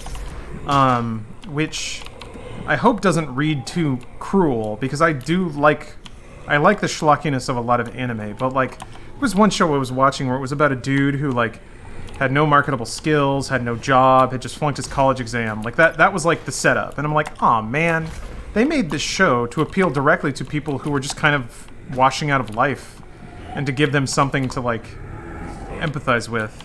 And I'm like, I don't wanna... Did their market research tell them that if a dude was actually like cool and had a job and was doing stuff, that would be too intimidating for anime viewers? Oh yeah, Loki, the only way to deal with the shield boys is the stun bomb. It took me a long time to figure that out, but one game, one life. Oh, is that a sequel to No Game, No Life? Just finished a final project for a class that ended up taking 7 hours. I have to get a couple beers and watch Doom Eternal. Very nice. Yeah, hey, I mean 7 hours isn't that bad for a single project. As someone who's getting shit on in uni, what's the show? I don't quite remember, to be honest, and I'm sorry, but the thing is, it was so aggressively generic, because it was very much like lonely dude is failing at everything in life. And then I remember being mildly amused that a magical girl literally fell out of the sky and landed on his face vagina first. And I remember thinking, God, that is just your... Because, like, I think he was just walking out of his entrance exams that he'd flunked. And then, for one reason or another, a magical girl that would fall in love with him immediately just vagina splashed directly onto his face. And then, of course, she moved in with him and became a surrogate mom, but also, like, he would walk in on her with her top off, and she would, like... The myth of the snakes. Same old thing. Exposed now to us. Can you see it, brothers? That isn't normal. Lost It's somewhat normal. I'll say this. When I stream wearing a neck brace, you'll know what happened. You'll know. That'll be our code. Where's this Sentinel Crystal? I want it. What's up, Classic? I must survive. Thank you for the Prime sub. Protect me in my time of need, and you will secure your place in the new world. I don't have time for you assholes. Or do I? Wait, what? I don't know where that... I quit anime after watching Dragon Maid. I kind of like Dragon Maid. I mean, it's horny for sure. But I kind of appreciated how it was at least not... It wasn't a dude. Well, at least they mixed it up a little bit there. Basically get a girl to solve all your issues? Yeah. A girl that doesn't exist. And it's also not... It's not actually a girl. It's just the idea of a girl. Hidden from you in this remote location. A subservient, docile, domestic goddess that will be endlessly tolerant and encouraging, even though you're kind of a nothing dude. Not you specifically, but anime dude. Temporal Enigma and JJ Starter, thank you guys for the subs. Oh yeah, and it's sub-hype time. It's sub-hype time! Time to throw all your money at a man playing a video game. I remember this room being wretched. Let's see if I can remember why. Devia, I think a lot. That's it. There's nothing.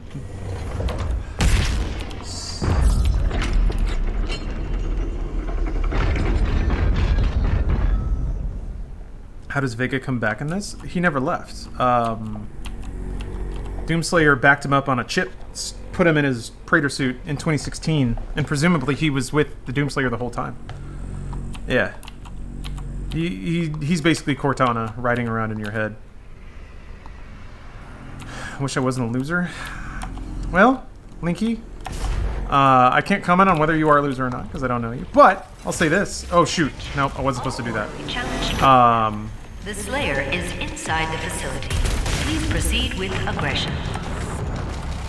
You don't... Nobody, like, changes their life overnight. So, if you want to change stuff, you just gotta start. I guess the trick is if you don't know how, which I can empathize with. But it really is just a process. At least it feels like to me it's a process of just finding... Whoop, no, dang it, I gotta stop doing that. Ah, shit, right. Of, having the... shit. Ah! No. Sorry, I gotta... This room sucks pretty bad, so... Jesus. Ugh! Please hit it!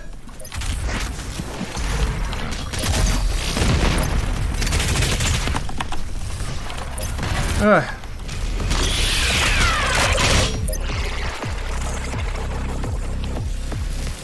Oh yeah, it gets worse.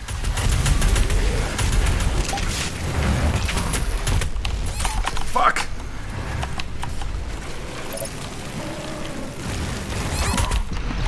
Fuck! Okay.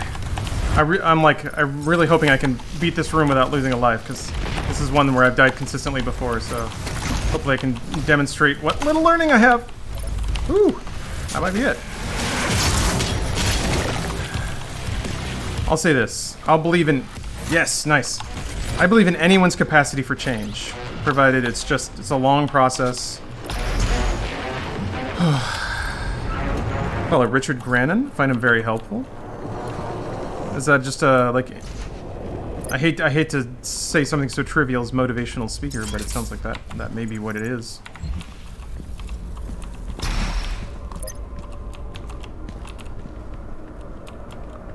Also, I feel like, I don't know, there's so many ways to define, like, living a life of value. I think as long as you're happy and do things that fulfill you and try to bring happiness and meaning to other people's lives, you really can't ask for more. I think the issue becomes when you start comparing and maybe even taking definitions from society on what makes somebody a success or not.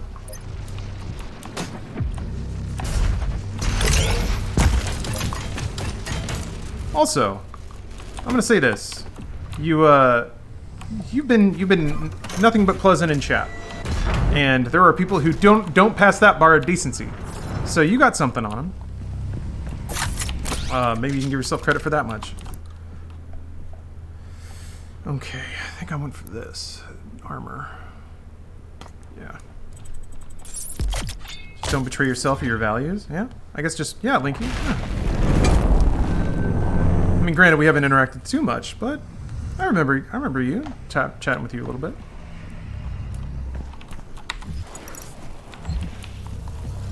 I don't think this... Wait, is this one bad? I think this one's bad. I'm not going to go for it.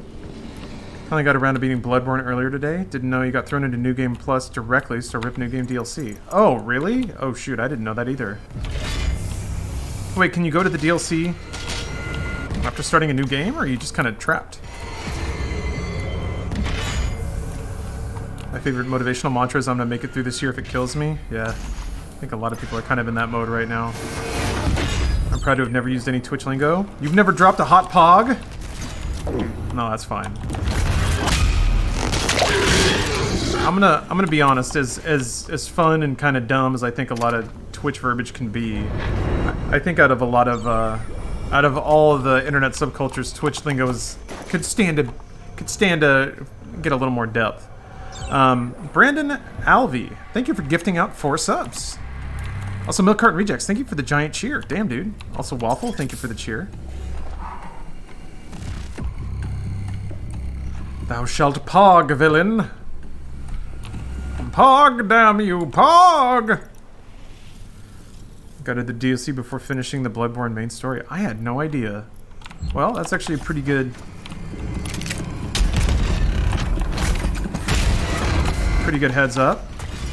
There's other things to pick up here, right? Yeah, the Sentinel battery.